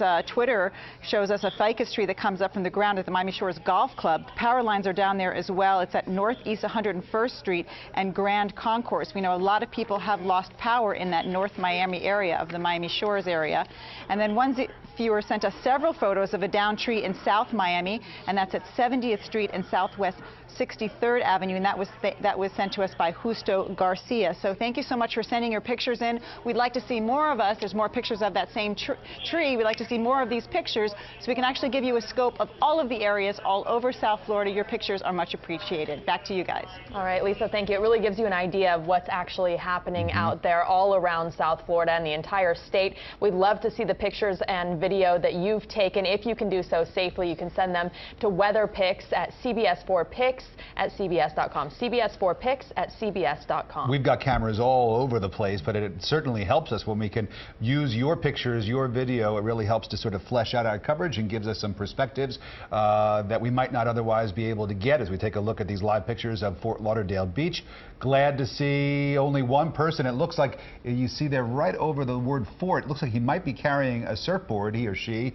Hopefully they're being careful out there. You are not supposed to be out there surfing right now in these conditions. Yeah, that's exactly what you're not supposed to be doing. Speaking of surfing, though, one of the surfing capitals of the world is Cocoa Beach, Florida, which is an area that is really expected to get hit hard as it's further up the coast. David Sutta has been there the last couple of days, keeping an eye on things for us. He's actually in a vehicle now driving around Cocoa Beach, and he joins us live. David, where are you? What are you seeing? Hi, Rick. Yes, it is the surfing capital of Florida, but no surfers out this morning and this afternoon here. As we look out, this is actually the Cocoa Beach Pier, and this is where Carrie Codd, my colleague, was shooting earlier today and sort of broadcasting. You can see there are a few people that come out. We just had a feeder band come through here, which was rather remarkable. I would say the first real substantial stuff that we've seen come through. We had something come through earlier. It was sort of not as big a deal here. What we're going to do is we're going to drive a little bit and show you what's going on here. This is a barrier island, so this is part of the mandate to go ahead and evacuate, and most people have done that. There's a lot of hotels here and whatnot that all shut down for tourists. The tourists are forced to be out here. I got to give a warning to my photographer, Mitch Cuba, real quick. We're going over a bump here, so bear with us. I don't like to have any surprises. There we go. Okay, and so we're turning here. We're headed towards basically what would be A1A. Some localized water sitting on the roadway here, but nothing, to really be excited about. And I'm going to hang a left here. We're going to be heading down towards the Ron John Surf Shop in this direction here. And as you can see, not a whole lot going on. About 10 minutes ago, it was coming down sideways, and it was rather remarkable. And this is how it sort of happens in these little waves and whatnot, just like you guys have been experiencing down in South Florida. As we drive down here, you can see there really isn't anyone on the road. There's one car up there. We saw one guy running, which seemed kind of odd. When I say running, he actually had running gear on, like he was intentionally out going for a jog, which that was interesting to see. But nonetheless, you got some palm fronds down and whatnot, but nothing nothing to write home about. There's still power on the island here, and the people that have stayed behind are basically maintenance folks, and we have a lot of first responders that are actually staying in some of the hotels out here. So we have a lot of sheriff, deputies, and even some firefighting and paramedic folks and whatnot. The bridges to this area are actually going to stay open throughout the storm. Just as the storm passes, they're going to close down the bridge because they want to assess what's happened out here. What we're being told right now is they're expecting somewhere 3 to 5 feet of storm surge, maybe as much as 9 feet. We're just going to have to wait and see what happens there. But as you take a look at some of these homes here, it's actually a largely residential area. You know, let's go ahead and take a right here and just come down the area here. You can see people have heeded the warnings here. Some have put up storm shutters. They did have some sandbagging going on earlier today. And Mitch is just trying to get in position there to give you a better shot. This is all area that, if the storm surge does come through, will cross over this area and connect with the bay. Merritt Island, which is just basically due west of us, is lower than this area, and so what will happen is this water will all come across the island and go into that area if projections hold true. So this is actually A1A right here, and we're going to hang a left. Just going to be careful here. All right. And all the businesses have shut down. The last ones were closing down at probably about 1 o'clock today. People getting off the island, and that's that kind of thing. And as we move along here, you can see there's a few looky-loos, people coming out to check things out, but all in all, largely empty here. And as we come up here, this is the Ron John Surf Shop, the major tourist attraction for Cocoa Beach. A lot of folks come down here. There's a parking garage over here, which is actually where we'll be parking our vehicles later today. So it's something to consider. So anyway, that's what's going on here in Cocoa Beach. Not a whole lot of excitement yet, but I expect things to get interesting as the day goes on. And David, it really is kind of an eerie scene, isn't it? I guess we're taking another look at a beach now. Back to Cocoa Beach, to your picture. It's kind of eerie when you see these tourist areas and just the streets empty, which is exactly what emergency responders and the government officials are telling everyone to do. This is exactly what we want, but it is kind of an unusual, eerie, creepy feeling to see the streets just empty like that. Yeah, it is odd. I mean, we're staying in a hotel, and we're the only folks there. Us and another station from Pensacola, and there's actually some Telemundo folks that are staying in the same hotel. But that's it. It's just us, and it's sort of odd. This is actually law enforcement in front of us, and this is the only parking garage structure that we've seen here. And so this is a place where you can go up and stay clear of the storm surge. Whatnot. As we head back here, this is actually our hotel where we're staying. This is the Inn at Cocoa Beach. We are set up on the 4th floor, and we'll go ahead and swing around. You'll actually be able to see our satellite truck set up. And just, if you're curious for a little behind-the-scenes stuff on how we broadcast, I'll go ahead and turn the car a little bit so you can see it. You see the truck here on this side. This is actually protected from the wind by putting it there, and so that's sort of the intention of that. The other thing you notice is the structure is all walled in, which is sort of the hope that'll help when the storm approaches here. I'm going to go ahead and pull up here, and you can actually see it looks like there's a TV news crew doing a beach report. This is not one of my favorite things to do. I don't really like standing out on that kind of situation out there. It's a little risky, but we'll go ahead and, I don't know, Mitch, you can see, but you can see another TV crew doing a report, talking with somebody. It looks like that's just hanging out on the beach there. So, yeah, it is odd though. It's just so weird to see it empty. My past experience covering these storms, I can tell you, what's frustrating for a lot of people is you leave your home and you don't know what's going on, and then they close the bridge down, you can't get back home. And I remember when I was in Fort Myers, we watched Hurricane Charlie come rambling through there.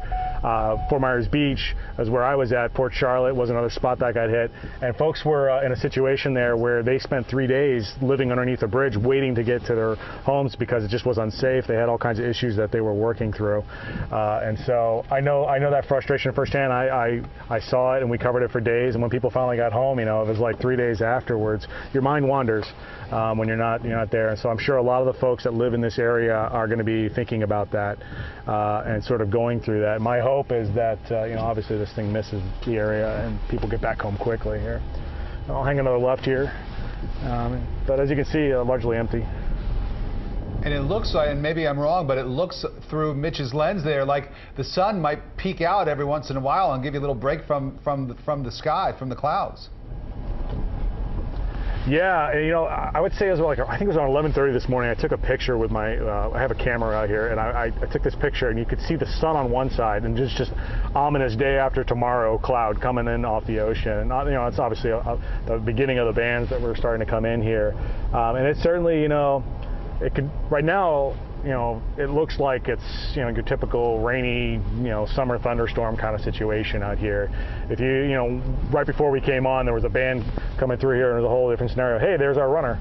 So this was the guy out running. There you go. We caught up to him. I guess he's done with his loop here. We're at a dead end here, so we're going to swing around. You got to tell him it's just not that important. I guess, you know, if there's a time. Yeah, I guess if there's a time to run, now would be better than later. I don't know. I mean, I wouldn't recommend it, but yeah, nonetheless. You know how dedicated those runners could be. And yeah, for sure, the conditions are going to worsen as the day goes on. But we can see from those trees that are swaying in the wind and the debris that's flying across that road that you're on, that there are these gusts that just sort of come along, kicks everything up for a little bit. But as we just heard from Rick Knabb at the National Hurricane Center, don't be lulled into any kind of complacency just because there's a break in the wind every once in a while. That this is an event that is going to last until about midnight tonight, and it's going to get worse before it starts to get any better after 12 o'clock midnight. David Sutta driving and reporting at the same time. Photojournalist Mitch Cuba in Cocoa Beach for us as they are tracking Hurricane Matthew in a part of the Florida coast that is expected to get hit perhaps even a little bit harder than we are down here in South Florida. Yeah, and we heard Governor Rick Scott a while ago, 3,500 National Guard troops activated. That's more than half the National Guard available, and he did get some federal assistance today for our state.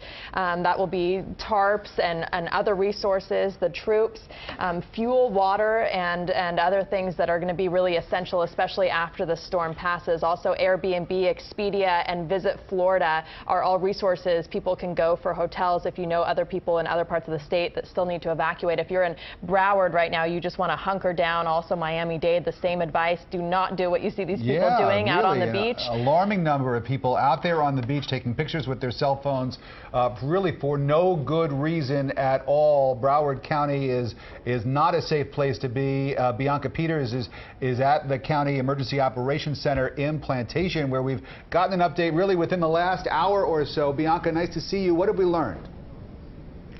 Nice to see you guys. And talk about trial by fire. I just moved here a few weeks ago from California. I've probably seen it rain 3 times.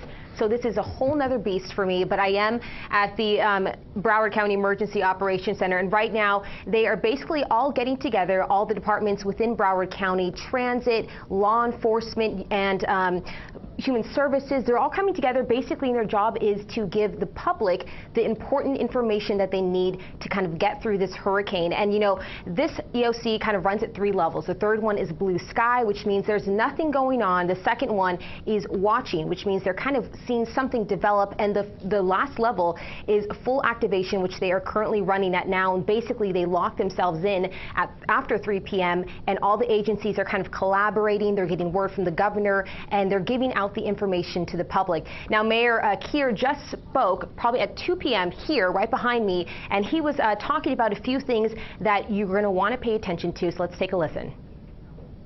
And we don't want people to be on the roads after 3 p.m.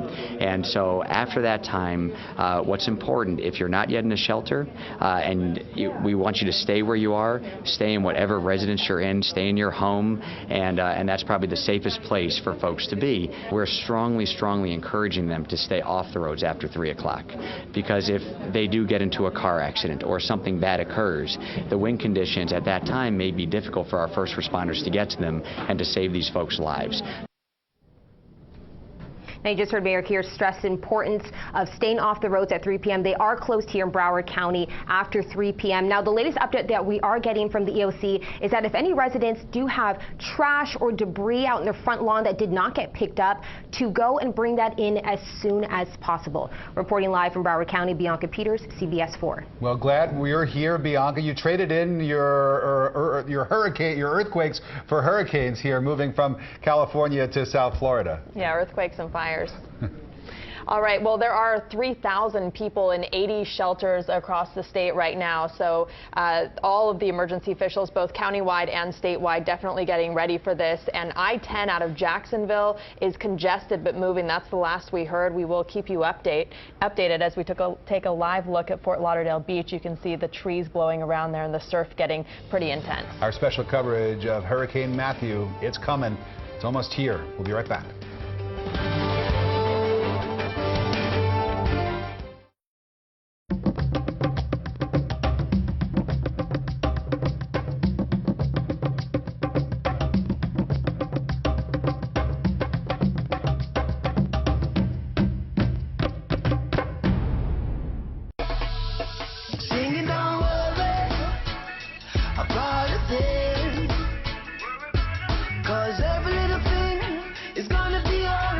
This is my message to you.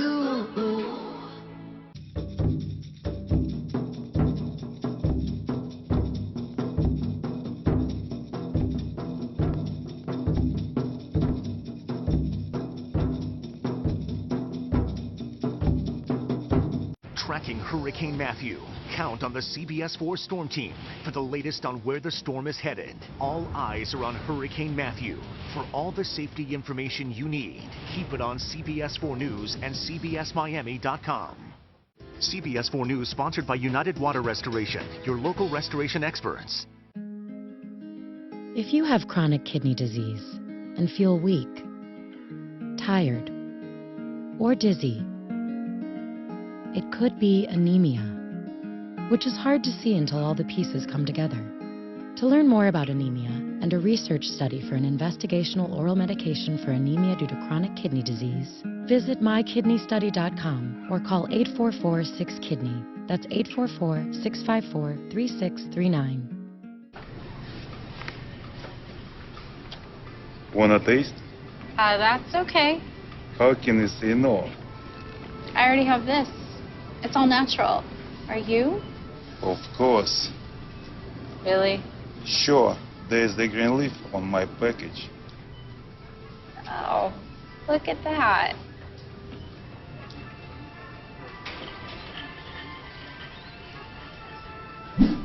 Meat. Republican Carlos Curbelo and Donald Trump's ideas about the environment are more alike than what you think. Curbelo talks about protecting our environment. Because protecting our environment isn't just a slogan to me. That's when he's campaigning. But in Congress, this is where it all begins, an oil rig in the Gulf of Mexico. Curbelo supports drilling offshore, just like Trump. And Curbelo repeatedly voted against President Obama's ability to fight pollution and combat climate change. You can't have it both ways. DCCC is responsible for the content of this advertising. For anyone who missed our incredibly popular 60-month interest-free finance offer, Rooms to Go is bringing it back for 6 days only, now through Monday, Columbus Day. It's 6 days to get beautiful Rooms to Go furniture, big savings, and finance for 60 months with payments starting as low as $10 a month, interest-free. Just $10 a month. No games, no gimmicks. 6 days to shop, 60 months to finance interest-free through Monday, Columbus Day, only at Rooms to Go. He's been turned down. Commence operation. Hey! You need a car. I got turned down for credit. Turned down for what? For credit. Sorry, earwax. Turned down for what? Credit. Drive time won't turn you down, regardless of credit. Cool. Save yourself. Get approved at Drive Time First. Call, click, or visit. And welcome back to CBS 4 News special coverage of Hurricane Matthew. This is a live look right now at I-95 at 125th Street. Take a look at that. You don't normally see that kind of lack of traffic there. Only a few cars on the road right now, and you can tell that there is some water on the highway as well, so people driving hopefully very carefully on I-95, making sure you don't want to see any cars losing control or losing traction on the road, as will sometimes happen when there's a lot of water and a lot of moisture down there. But again, a live look at I-95, and people paying attention to the warnings to really sort of stay where you are. Stay put. This is the time to sort of hunker down, and we're hunkered down with you right here on CBS 4. Yeah, and Ted Scouten, though, is not hunkered down. He's out on the beach in Juno Beach. Ted. hybrid Bay and Brickell. You know, a lot of people here aren't really hunkered down. If you look over here, we got a good amount of people on the beach. Over here, right now we have some rain coming in, so I would imagine they're going to start to scatter. If we can just spin around here, you can see there's a whole group of people who just got here. Now they're starting to leave because the rain is moving back in once again. I wanted to give you an idea of why it's not a good idea to be walking around out on the streets. Look up here. You can see the trees, so you can get an idea of how much the wind is blowing. So you have that idea. Then look over there. You can see the stoplight. That's the kind that's on a string. Those actual lights can go flying. If those go flying, or palm fronds go flying, or branches, that's when you have a lot of trouble. So right now, you have everyone running off the beach, trying to get out of the rain and the increasing wind. But again, as they go up onto the street, that's some of the hazards that they could face over there. Now, let's talk about something else, and that is the storm surge. That's always one concern you have when you're on the beach. Right? When you look at the ocean, you can see that the ocean is already churned up, obviously. Right now, the water, when you get storm surge, it lifts the water up a bit. You have a few feet, like a 3-4 foot storm surge that comes in. Looking over at the pier over there, which isn't as easy to see anymore because of the rain and wind that we're experiencing now. When you have that storm surge, the water's already elevated and higher. Then you get waves on top of it. That's when it goes lapping over the pier, and that's when it can get very dangerous. When you have all that surge, that's when people get in trouble if they're out near the beach or if they're in the water. Earlier today, we actually saw some people in the water, which right now, obviously not a good time for that, and that the water is really churned up. So once again, we have one of those bands that are just starting to move through again right now. We're experiencing higher wind than we had just a few seconds ago, just right when we started this live shot, and getting more rain. This is our third band. I think that's my best count that has come through here since we've been out here this afternoon. Ted, I'm wondering if you could describe for us, because you've been out there for a while, how it has changed from sort of hour to hour. It looks like it's a lot stronger, the wind gusts anyway, from the last time we spoke to you. You know what? It's going up and down. Earlier this afternoon, probably around maybe 1:30, that's when we really felt one of the big stronger waves come through, or bands come through. Then we had another one that followed after that. Then we had consistent winds that are pretty breezy. Now we're getting another band coming through where the wind is a little bit higher. You know, that also brings up another point that we need to talk about: evacuations. In Palm Beach County, the barrier islands on Palm Beach County, which go from Singer Island down to Boca, all of those are under a mandatory evacuation. And it's for reasons like this. As the wind starts to pick up, and it's going to continue to increase as we go through the day, it's difficult for emergency responders to get out to someone if they need help. So that's why they do those evacuations, aside from wind problems and also storm surge and flooding problems. But think about it, if anyone's still at home and they're in an evacuation area, if you get hurt or if something happens, you may be on your own. We heard even Scott Israel, Sheriff Israel from Broward County, talking about that very thing, that it's difficult for first responders to get to people who are in evacuation areas. They're evacuated for a reason. That's because of the danger that there might be from flooding or from storm surge or from the wind. So heed those warnings, and we're getting to the point where you're almost out of time and you're going to have to stay hunkered down. All right, Ted Scouten is live for us at Juno Beach. Ted, stay safe. We'll check back with you in a little bit. All right, we have some new video in right now from Nassau. Really dramatic pictures. If we can get those up on our screen. Yeah, this is the Bahamas, which of course has already been hit, already borne the brunt. Wow, and look at that. The roof flying right off of one of those buildings, and you can just imagine how hard hit they're going to be. Haiti, more than 100 people, 108 the last time I looked, people died as a result of this storm, and you can just see the destruction and the damage it's leaving in its wake. And usually these numbers continue to rise after the fact as these search and recovery efforts get underway. So really, our thoughts are with the Bahamas right now. Absolutely, and you think about these island nations, and you hope that their building codes are up to snuff. I mean, of course, this is a part of the world that has a history of dealing with these kinds of hurricanes and tropical storm force winds. So it really breaks your heart to see a home just completely destroyed by a gust of wind that just tore the roof right off of that. Again, a live look at Fort Lauderdale Beach, and then we're back to the video that was sent to us by a CBS 4 News viewer. And we would encourage and invite anyone out there who might have some video or some still pictures on their phone of some of the damage that has been done where you live. If you can take these these pictures safely and send them to us, as this viewer has in the Bahamas, in Nassau. We will do our best to get it on the air and give everybody a fuller picture of exactly what kind of destruction is taking place because of Hurricane Matthew. Yeah, hopefully people pay attention to pictures and video like this when you can actually see the destruction it leaves. Craig is here now with an update for us. Craig.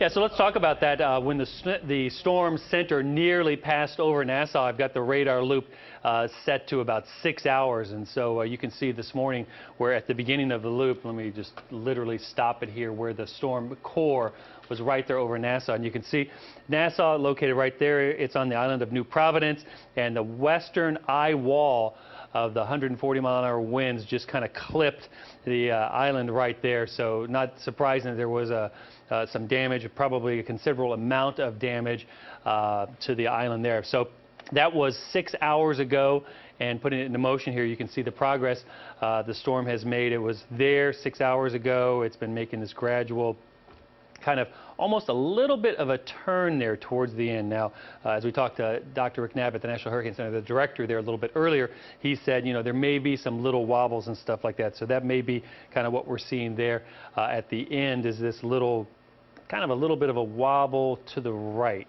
So wobbles, you know, little wobbles happen here and there. It's when a lot of wobbles go in a certain direction that the cumulative effect is to basically turn the storm. And so the storm may be kind of wobbling a little bit and starting a little bit more of a turn to the north there. Now, that's certainly not good news for Freeport there and on Grand Bahama. Grand Bahama is this island, one of the closest Bahamian islands to us. There is a place called West End right over here. And in fact, let me see if I've got their wind on West End. So yeah, Grand Bahama, they've had a wind gust now to 63 miles an hour. That's that top number there. Fowey Rocks, which is a reef light that's located just to the southeast of Key Biscayne, had a wind gust of 56 miles an hour. Miami Beach, a wind gust of 41, and at Deerfield Beach, a wind gust of 40 miles an hour. So we've had some big wind gusts, and with the storm still getting just a little bit closer to us, more big wind gusts are expected as we go through time. Rick and Rudabeh? As we take a look again at that video that was sent to us by a CBS 4 viewer in Nassau, where could these kinds of wind gusts and this kind of damage, specifically with homes, with roofs being blown off of homes, where might that happen here in the U.S.?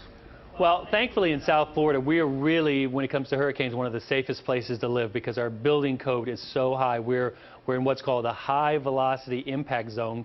We see the highest winds anywhere in the country in terms of potential from hurricanes. So we have a tougher hurricane code, and we always say if you're going to ride out a hurricane, South Florida is the best place to do it.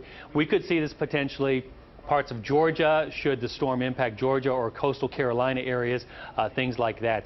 So obviously the roof structure not stapled down. We have these things we call roof ties here in South Florida that anchor the roof to the building, so that type of thing doesn't happen, but it's still possible in some areas where the building codes are much weaker. Wow. Well, our thoughts are with everybody in the Bahamas. They're still feeling the brunt of this. Craig, thanks very much for explaining that. And we have an email just in from Broward County reminding residents to bring in all garbage, debris, and bulk pickup items to keep them from becoming dangerous projectiles, and you can see why when you see images like that. Absolutely, and that really should have already taken place. I mean, you really should not have anything outside of your home.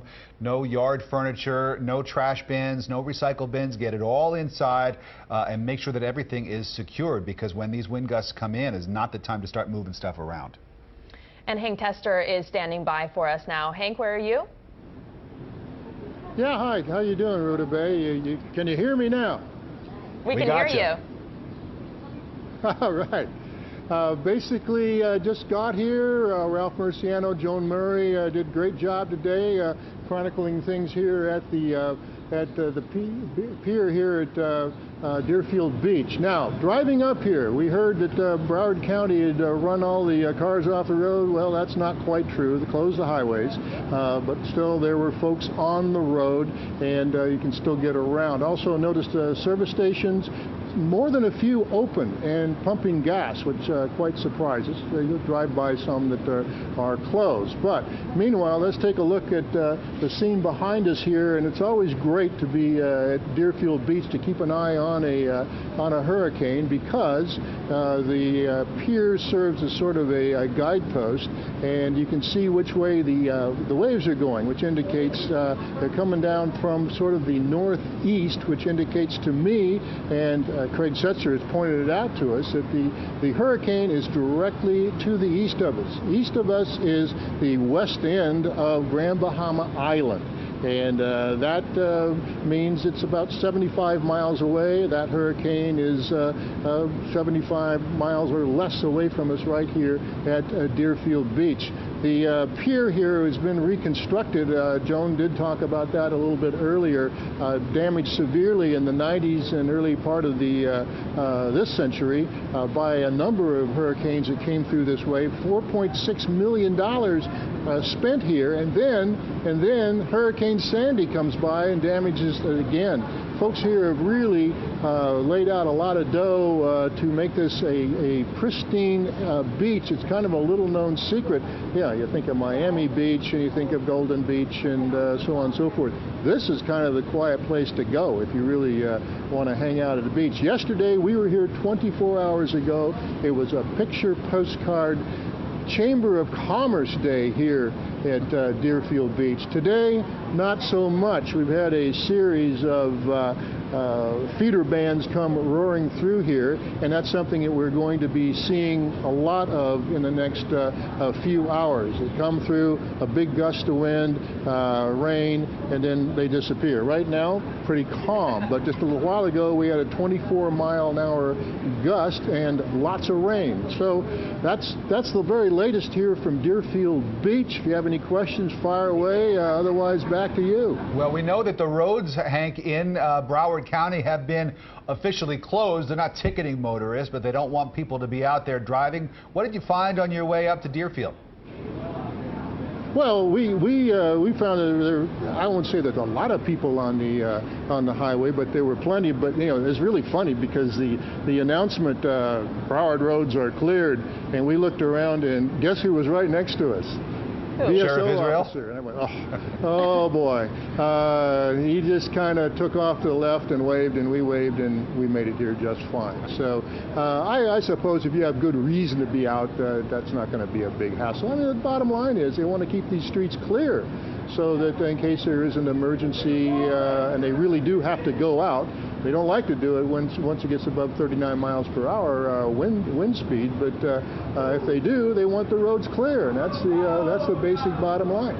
And also, they don't want anyone out on the roads to become an emergency either with all of those road hazards. And we saw from David Sutta's picture that those winds can pick up, the rain can pick up just in a second there. So you just want to make sure you're cleared off the road and hunkered down in a safe position. You know what I'm surprised about here, and having covered a lot of hurricanes in this area, there's nobody out surfing that I can see, and nobody really, in the water, which is a really great sign, and that's pretty interesting because Rattlesnake Jake's bar is right across the way, and they partied up pretty good here. There's one good hurricane party going that we noticed, and but nobody out here acting, less than smart. We'll put it that way. All right, Hank, thank you very much. We'll check back in with you a little bit later from Deerfield Beach. Let's hope it stays that way as we approach now the top of the hour, 4 o'clock. To take a live look at Fort Lauderdale Beach. Still some people out there, but the winds are picking up, and we've been tracking this storm. Craig Setzer is in weather control with the very latest. And Craig, we were getting the advisories, sort of at different intervals throughout the day. Now that we are where we are, we're getting them every hour. Yeah, we get a position update every hour. It updates us on the position, the wind speed, as well as any other meteorological information, the pressure, and also it updates us on any wind gusts. And the latest one just came in. It's saying that Lake Worth Pier recently reported a wind gust of 38 miles an hour. And on West End, which is on Grand Bahama there was a wind gust of 47 miles an hour. So here's the latest on the hurricane. You can see it there just offshore between us and the Northwest Bahamas there. This is Great Abaco over here. There's Grand Bahama there, and here we are in South Florida, of course. And The hurricane hunters are investigating it right now, and I want to show you this because it's kind of interesting. Well, it's kind of interesting as a meteorologist that the storm has this kind of void in the middle of it, concentric eye walls where there's one eye in the middle and then there's another one on the outside of it. And right now, they're kind of in relative balance here, which is kind of a meteorological curiosity in a way. There's two planes out right now. This is the NOAA G4. It's a high-altitude jet. It flies along and drops instruments into this environment around the storm to measure the steering currents, to measure the moisture profile of the atmosphere. So it's getting a sample of the atmosphere in the vertical. And then the other plane we have, this is the NOAA P3, and it is it's basically a flying atmospheric research lab. It has several radars on it. It has a radar in the tail. It has a radar in the belly. It has a radar in the nose and a ton of instruments on it. And so what the hurricane hunters found was that in this first outer eye wall, and I'll go back to that to describe it a little bit better, this first outer eye wall, there are very strong winds here and even stronger winds on the right side of the storm over there. And in the second, and then the winds drop just a little bit in the moat here, the moat like the moat around a castle. And then at the center, there are still very, very strong winds, Category 4 strength, and the pressure has actually gone down a little bit. So there are no indications at all that this hurricane is weakening in any way. In fact, it's holding its intensity. It may be growing in size now as it moves to the north, and certainly that is not good news as it moves to the north, because a bigger area to cover there is not a good thing. Here's the 4 o'clock positions. These are the latest coordinates, 26.0 north. 26 is about the latitude there that South Florida, Miami-Dade, and Broward, the county line is on. The longitude 78.4 west, winds still at 140 miles an hour and moving 325. We've talked about that 325 number. That's that northwest direction. We didn't want that number to get lower because that meant it would be coming closer to us, the core of it, and moving 14 miles an hour. There's that pressure reading now, 938 millibars, 115 miles east-southeast of West Palm Beach. So that's the latest as of 4 o'clock, and of course we're waiting on the 5 o'clock advisory. As soon as we get it, we'll have it for you. Craig, thank you very much. And let's go now to Miami-Dade, where we've heard from officials within the last hour or so about an update on preparations in Miami-Dade, which is south of the area that looks like it's going to take the brunt of this. But let's check in with Gary Nelson, who is at Miami-Dade EOC. Gary, what are they saying there? Well, Miami-Dade Mayor Carlos Jimenez, as you may very well have heard just a short while ago, reiterated the fact that there's nothing certain about this storm. We can't be sure absolutely what we're going to experience. He did say he expects that Miami-Dade County, portions of Miami-Dade County at least, will experience these tropical storm force winds through this evening, and that folks should just stay put, stay indoors. So far, just 600 people have taken advantage of public shelters that are open here in Miami-Dade. Here at the Emergency Operations Center, it is all about dealing with emergencies. Now, what if you have a police emergency during the thick of this storm event? Well, I asked the Miami-Dade County Police Director about that a little while ago. Here's what he had to say. We are monitoring. We're still going out to calls for service. Once the winds pick up after 55 miles per hour, sustained winds, then we'll start making assessment on whether or not we can go out to calls. So what we'd like for the community to do is only call us if it's a dire need, an emergency, life-threatening type situation, not for the minor offenses. Use common sense approach of when to call the police so that we don't put lives at stake. And if it's 55 miles per hour or stronger, you're probably going to err on the side of not getting a police officer hurt. Right. Well, we're going to assess all those calls as they come in, and depending on what the call is, we will dispatch if needed. If it is a life-threatening situation, we will dispatch, because ultimately we need to go help our citizens. So there you go, Miami-Dade's top cop saying if you absolutely have a dire emergency, if it's a life-threatening situation in having to do with a criminal matter, give them a call and they will brave whatever winds that they must on a case-by-case judgment basis to respond to your call for help.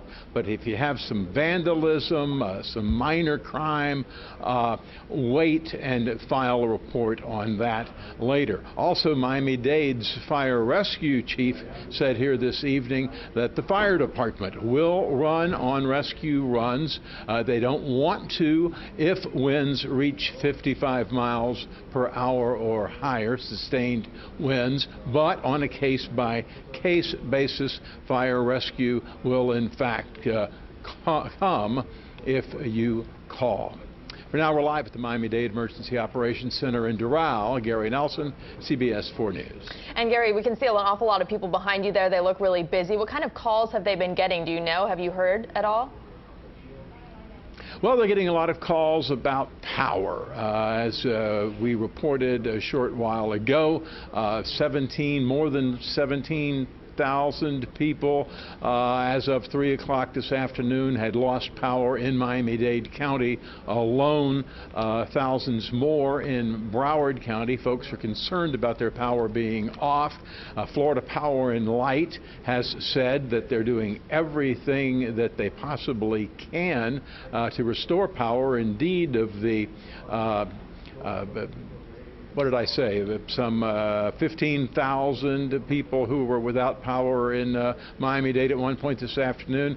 They've turned a bunch of them back on, and at last report, only 7,400 customers were still in the dark. Florida Power says it has spent some $2.1 billion since 2005 after the debacle following Hurricane Wilma to improve its system, to harden its system. But as the mayor said in his briefing a short while ago, the fact of the matter is here in South Florida we have a lot of trees. He lives in Coconut Grove, he pointed out, and when the wind blows, trees tend to blow down.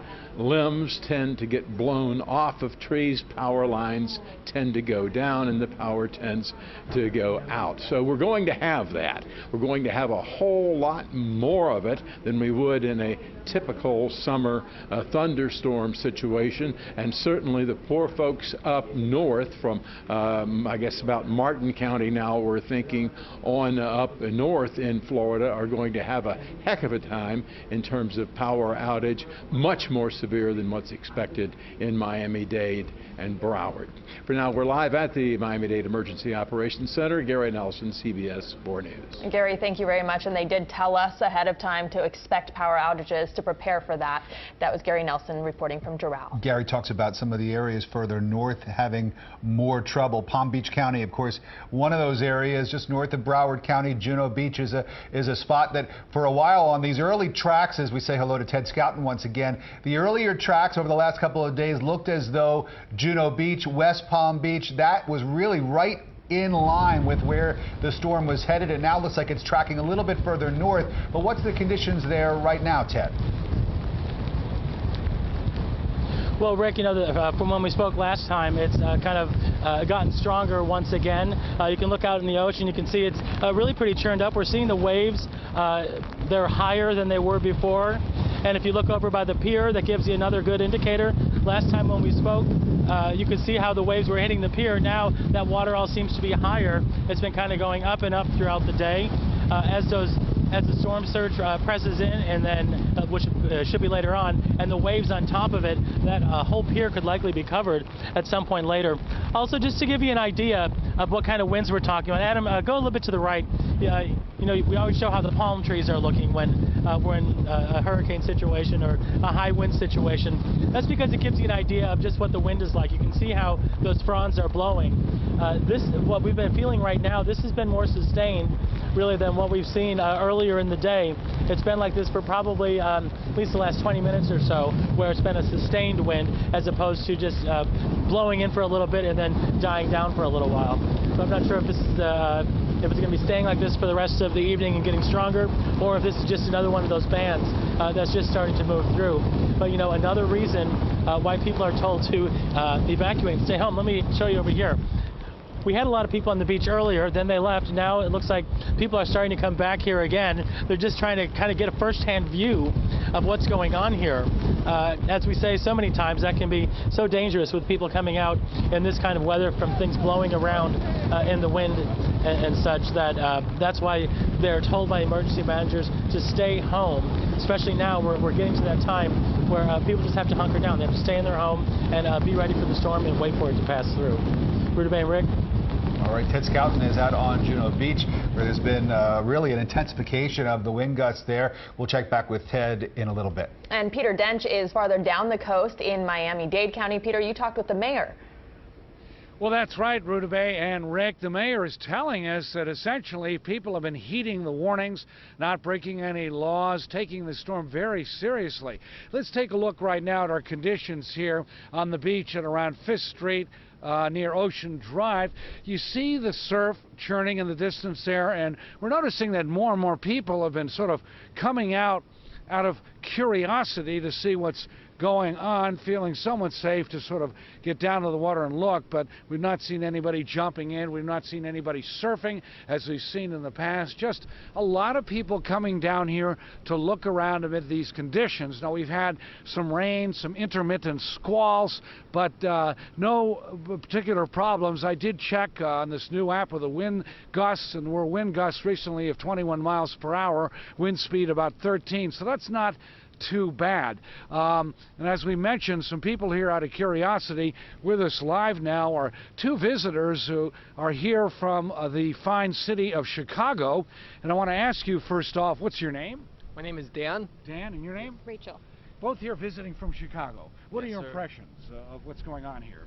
Well, I expected it to be a little sunnier, but you know, we came on vacation and we wanted to experience the beach, so here we are. It's exciting. Do you regret coming here or not? No, Not at all. This is not what we had planned, but it's a fun, kind of exciting experience. So. And you knew the storm was coming, right? But you didn't think of canceling it all. Correct. The trip was planned, the vacations were planned, and we were coming regardless. So you're just enjoying your stay? You probably got, what, 3 more days here? Yes, we got 3 more nights, 4 days. We're here till Sunday, and we're just going to make the best of it. Well, typically, you know, in the aftermath of hurricanes, as we've seen, the weather generally clears up. You may have some sunny day or two ahead. Yes, fingers crossed. We hope so. Okay. Thanks very much. Enjoy your stay here from Chicago. So that's the situation here on the beach with some people coming down to observe what's going on. But again, nobody taking any chances at this point, simply enjoying what we have here in terms of the beach that so many people love living nearby and just seeing what's going on. So that's the situation here live from South Beach. This is Peter Dench. Back to you, Rick and Ruta Bay. All right, Peter, thanks very much. They're a hardy bunch in Chicago. They don't get scared away by some storms coming through. They made their plans, and they were coming to Miami Beach regardless. Peter, thanks so much. We'll check back with you. They may have not seen a hurricane, though. We've got to well, keep that in mind. Exactly, and that's maybe something that we could talk about with Craig and weather control, because, you know, to really look at those pictures from Miami Beach where there were even surfers in the water, Craig, a marked difference from what we were seeing just, you know, not too far up the coast in Juneau Beach where Ted Scouten was reporting from. Right, yeah, and I got to be honest with you. Even though we are feeling the effects of Hurricane Matthew here, most people in Miami-Dade and Broward will not experience a true hurricane, winds sustained at 70 miles an hour. So there are the two pictures. There's from Juneau Beach, where you can see the wind is blowing onshore there, and there's Miami Beach, where it's not nearly as squally in the area. And so let's put on the radar here where Juneau Beach is. Juneau Beach located right up there, and Miami Beach located right down there. And if you look at the whole circulation of the storm, you can see that it's kind of onshore that way and then offshore down here. So the sea's much bigger as you go to the north too, because of just basically the wind direction. Wow, I mean, it really is. We were talking a little bit about this yesterday, that you don't have to be too far away to have a real decrease in the wind speed, and this is exactly what you had predicted and exactly what's playing out. I don't want to give anybody a false sense of security, Craig, but if we take a look at the radar and we talk about the positioning and we talk about the track, are we going to dodge a little bit of a bullet here? Well, I think we're going to dodge a big bullet here, actually, and that's well put, because the storm core itself is located offshore. You can see it over there. So here is where the hurricane force winds likely are right now. They're pretty far offshore. There is where the 140-mile-an-hour winds are there. And with the storm moving in this general direction, the hurricane force winds are going to come into Palm Beach County, but here in South Florida, we'll most likely stay in this tropical storm force wind. So dodging a bullet is quite true. But, you know, a few days ago, we didn't know if we were going to be able to dodge a bullet. Even yesterday, there was a possibility we weren't going to dodge the bullet. And unfortunately, since we don't know exactly where the center of the storm is going to go, the core several days away, and it takes a few days to prepare, we had to kind of get into prep mode. I don't want anybody to start saying, oh, this was nothing or anything like that. The winds are going to get a little bit worse this evening. The squalls are going to increase, and then they're going to taper off starting after midnight tonight. You know, we look at the different models, and sometimes there are, you know, big differences in the way one forecasting group is modeling the storm compared to another one. The way that this is going right now, was there anybody who was sort of spot on, Craig? Maybe any surprise in terms of how accurate somebody's forecast has been? Well, the models kind of got a little bit of uncertainty. You remember a week ago, we've been tracking this thing forever, a week ago down in the Caribbean, where was it going to turn north? Where was it going to turn north? And we kept saying, it all depends about where it turns to the north. Does it go farther to the west and turn to the north and come straight at us, or does it turn further east? And then it turned further east, and we thought, okay, now we've got a bit of a breather here. But then there was another turn that came into play, and that was a turn toward Florida. And the models, once it got just south of Cuba, they kind of came into agreement that a turn would occur, and then there's one more turn, and that is up the Florida East Coast. So this is this last turn here. I should draw over the storm itself. This is this last turn here that is very, very close to the East Coast, and thankfully this turn looks like it has occurred slightly sooner, and I say slightly because little turns on the big map, on the global stage here, make big differences downstream as to where the storm is going. So dodging a bullet, yeah, we dodged a bullet. We'll take it. Craig, thanks very much. Tricky business, this weather forecasting. Yeah, absolutely. But this is why everybody wanted to stress preparation, because just a little bit one way or a little bit another way, and it makes a whole difference. So if you get yourself prepared, as we have been stressing, and as a lot of people thankfully have been doing, then you can just breathe a sigh of relief when it looks as though the forecast is going your way, and at least right now that's the way it appears to be going. And so many people in South Florida remember Andrew, and they remember how it made that last-minute turn and how destructive that was. So, you know, I mean, I think it was right to have everyone prepare, and people still need to be prepared and hunker down. Well, this is what we've been hearing from officials as we go back to Hank Tester in Deerfield Beach, which is to pray for the best, but hope for the best, but prepare for the worst. And if you take a look at the surf behind you, it looks like it's crashing. The waves are crashing up onto the shore, Hank. But it doesn't seem, at least from the looks of this angle that we have right now, that it's not too bad there in Deerfield Beach. Well, we're just between feeder bands. That's the name of that game. We last time we talked, one had just gone through, and now we're just waiting for the second one. I don't have a radar right in front of me, but it's coming. So not to worry about that. And just to let you know, the police officers, BSO sheriff's officers have been clearing the beaches, and that's why you probably hear some background noise here.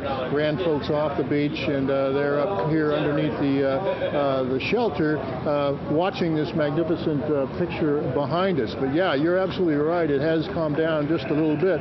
I always thought that this storm was going to create a lot of downed limbs, trees, and so on and so forth. And so far, and with power outages to boot, right now in Broward County, only 1,900 people are out of power right at this moment. It's kind of surprising to me because the canopies have certainly grown over in the last 10, 12 years since the last time we had a major hurricane, or a house cleaning, if you will, because that's what hurricanes are. They're nature's house cleaner.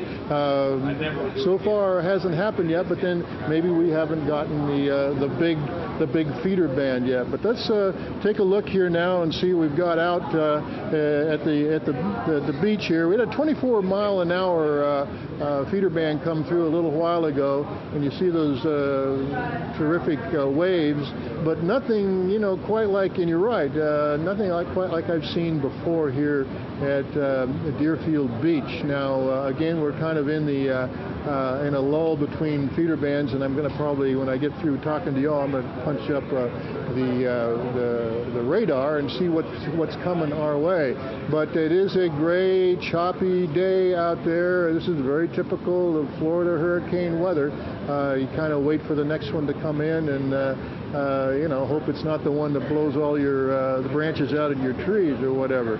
So far, standing by here in Deerfield Beach, just checking things out and watching the storm go by. And you know, I don't want to say this out loud, just between all of us.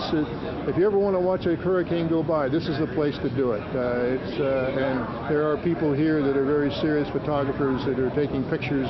And fortunately, right now, they've got one that's not going to really put them in danger. But the sheriff's office did run most people off the beach, so that's the very latest. Back to you guys.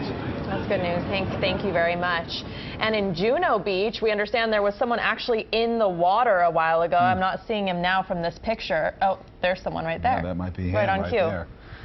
But yeah, I mean, there really have been a lot of warnings to stay out of the water. We did see some surfers down in Miami Beach a moment ago, and there's somebody out enjoying the waves. But this is really a very dangerous situation, and this is not recommended. Officials have said to stay out of the water. We've heard Governor Scott say over and over again, do not surf, do not go in the water. But of course, there are always going to be people who, you know, want to go in there and see what it's like and experience it. And we just hope that they are okay and safe when they get themselves out. And not only don't go in the water, but don't even go to the beach and don't go outside at all. That's what they've been telling us. And so this is exactly what you do not want to be doing. And you know, they might think it's fun now, but this can cause a lot of destruction, a lot of damage, especially for the people who have to go in and might have to rescue them. Yeah, exactly. And that's really been the point of a lot of the officials that we have heard from over the last couple of days. If you put yourself in harm's way, then you're actually going to put our first responders in jeopardy as well, because they're going to try to come out and help you when they could be putting themselves in danger at the same time. So again, these are not the scenes we want to see. We're not encouraging people to go out there on the beach and get anywhere near the waves as these two guys are. But again, we just want to show you this is taking place in Juno Beach. But again, the positioning of this track is something that we're keeping a very close eye on. It has changed, and hopefully it means good news for us here in South Florida, as it looks as though it's tracking a little bit further east and out into the water and up the coast further north from where some of the earlier models had it going. We're going to take a quick break, and our special coverage of Hurricane Matthew continues right here on CBS 4. Don't go away.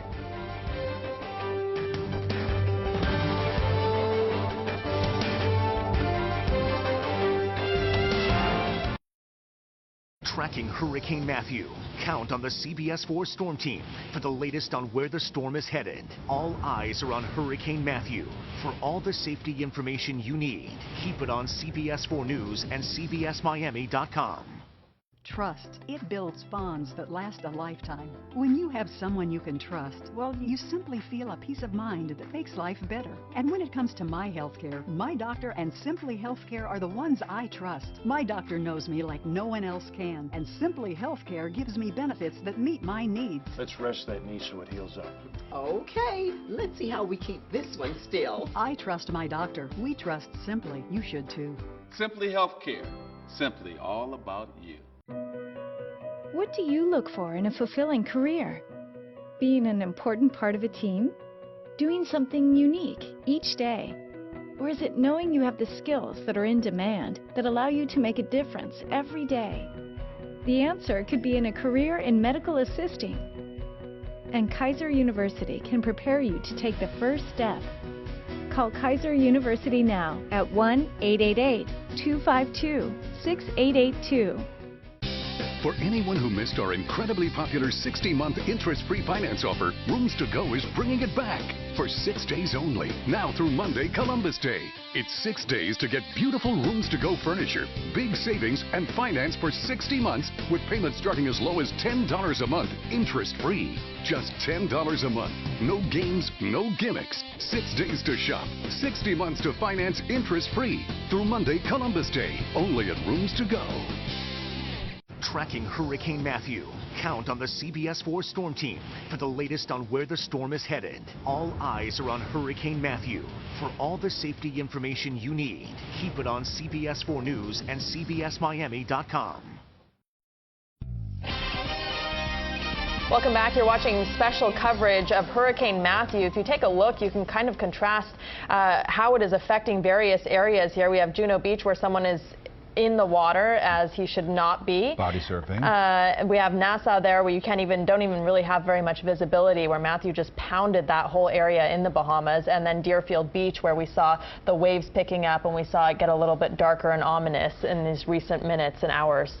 Our chief meteorologist, Craig Setzer, of course, has been tracking Matthew for what seems like the last several weeks, Craig. I guess it hasn't been that long, but this has been such an unpredictable storm track, and it's really kind of provided us with even more surprises just over the last couple of hours. Right. Well, it's funny because even a week and a half ago, I think I sent out some emails to the station management saying, hey, in a week and a half, we may be dealing with some type of hurricane threat. I thought it would be earlier in this week. It's later in the week, but that's because it made some turns along the way as it was trying to get here. So here is the latest on Matthew, and I want to show you the radar there because it's kind of unusual. We typically think of a hurricane having these bands that go in, but the hurricane right now kind of has this inner core here, and that's where the really strong winds are, the 140-mile-an-hour winds. And then it's got this outer core, we'll call it here. It's this what we typically call a secondary eye wall. And so it's got probably 90 to 100-mile winds with it, an hour winds with it. And then in this area here, this moat, as it's called, which is like a moat around a castle, it has winds in about the 60 to 80-mile-an-hour range. So very strong winds here, not as strong winds here, and then extremely strong winds in there. And of course, this is kind of the business part of the hurricane here. That's the part that we want to keep away from structures and things, because that's where the significant damage occurs. We still have damage with this band out here, and we still could have some damage in terms of tree damage and power outages and stuff with the activity that's moving through South Florida right now. And of course, we've seen that as we've gone through the afternoon. So I just want to show you the size of this bigger band that's formed now, because it's large, let's put it that way. So that's about 80 miles across from this side of this outer eye wall to probably this side over here. If the inner core kind of falls apart and this outer part of the storm takes over, then we're going to have a larger and slightly weaker hurricane. And I don't know if in the big scheme of things that's necessarily good, because now you're covering more real estate as you go, as the hurricane goes through time. And also you're probably going to end up pushing more water. You know, one of the problems with Sandy was it was intense for a while, but then it had this huge wind field that was just pushing a tremendous amount of water. And of course, we saw the impacts on the Northeast from that with all the storm surge, because Sandy was more of a storm surge event than a wind event when it came on shore. So let me move the radar here out a little bit. Actually, let's zoom in. Let's talk about what's going on close to home first off. So Dade, Broward, we're seeing the rain bands now sweeping through. Occasionally they'll be a little bit heavy. The thing is, you have to watch out. They're coming very quickly. They're moving about 40 to 50 miles an hour. So they come on you like that. They're strong wind gusts, and then they're gone. And if you happen to be outside or unaware, the winds will gust quite strong, and you could have some tree limbs come down and things like that, power outages and power lines. There's the outside of that outer eye wall there, not too far offshore. But now that the storm is moving to the north and stuff, as we've been talking, the chances of this feature here getting into South Florida are starting to slowly diminish, because it's not radiating or expanding outward. It's kind of holding its position there as it goes. Another thing I want to show you here, this is we were talking about this just a second ago. These are the hurricane hunters that are out there. And you can see the Air Force plane, the NOAA plane, the high altitude one, going out here and sampling the steering currents. And then, of course, we have the lower aircraft, the NOAA P3, which is now about to make its second pass into the center. One of the ways that we've been talking about the wind field is with a probability, and this would be the destructive wind probability with Matthew, and we give values to that so people can make a decision on what they should do. And you can see here the probability of hurricane force winds, winds of greater than 74 miles an hour. It's higher, much higher as you go north. Only 9% Fort Lauderdale, only 2% in Miami. But as you go up the coast, the values are quite high. And to think that there's a nearly 80% chance that you're going to have winds over 80 miles an hour, over 75 miles an hour, that's fairly significant in the big scheme of things for probabilities. So this is the area that we're most concerned about for any hurricane impacts. Of course, we're waiting on the 5 o'clock advisory, and when it comes out, we will have the latest on that. It'll contain a new future track, and as far as we're concerned, the track will have more implications for North Florida, the east coast of Florida, north of us, Georgia, South Carolina, North Carolina, and then we're also going to show you this funny loop that it makes. We'll talk more about that in a bit. And Craig, can you tell us a little bit about South Miami-Dade and Monroe County, because we just got an advisory from Monroe County saying that everything was going to be back open on Monday, or on tomorrow rather, that business was going to be back to normal tomorrow. That was a little bit of a surprise. Okay, so yeah, so the Keys, the middle and upper Keys, were in a tropical storm warning, and you can see on the radar there, Key West has had virtually no storminess today. They've had a few quick-moving showers. The breeze is up. So really, the minimal impact is as far away as you can get from the storm, which is Key West. And so Monroe County, they're thinking that as the storm moves out tonight and their weather improves tonight, they'll be back in business tomorrow. All right, Craig, thanks very much. Of course, we have that 5 o'clock advisory that's coming up in about 30 minutes or so. It'll give us a much better sense of exactly what's happening with the storm. Craig, thank you. Let's go back out to Juno Beach and Ted Scouten, who is standing by there. And Ted, tell us about these yahoos who went into the water when they were not supposed to do that. Yeah, especially right now, Rick, we have a really strong squall moving through. It's kind of one of those where you feel like you're getting dermabrasion because the sand is now hitting you because it's flying pretty hard. There's the guys right there who were just in the water. That's obviously something that they shouldn't be doing, especially in conditions like this. They were out there taking pictures and swimming around. At some point, let's show the water. At some point, they actually got out into like that second set of waves out there. So they got out there a good distance. And fortunately now I'm glad that they came in, because now we're really starting to feel a lot heavier conditions here. Once again, let's look over by the pier.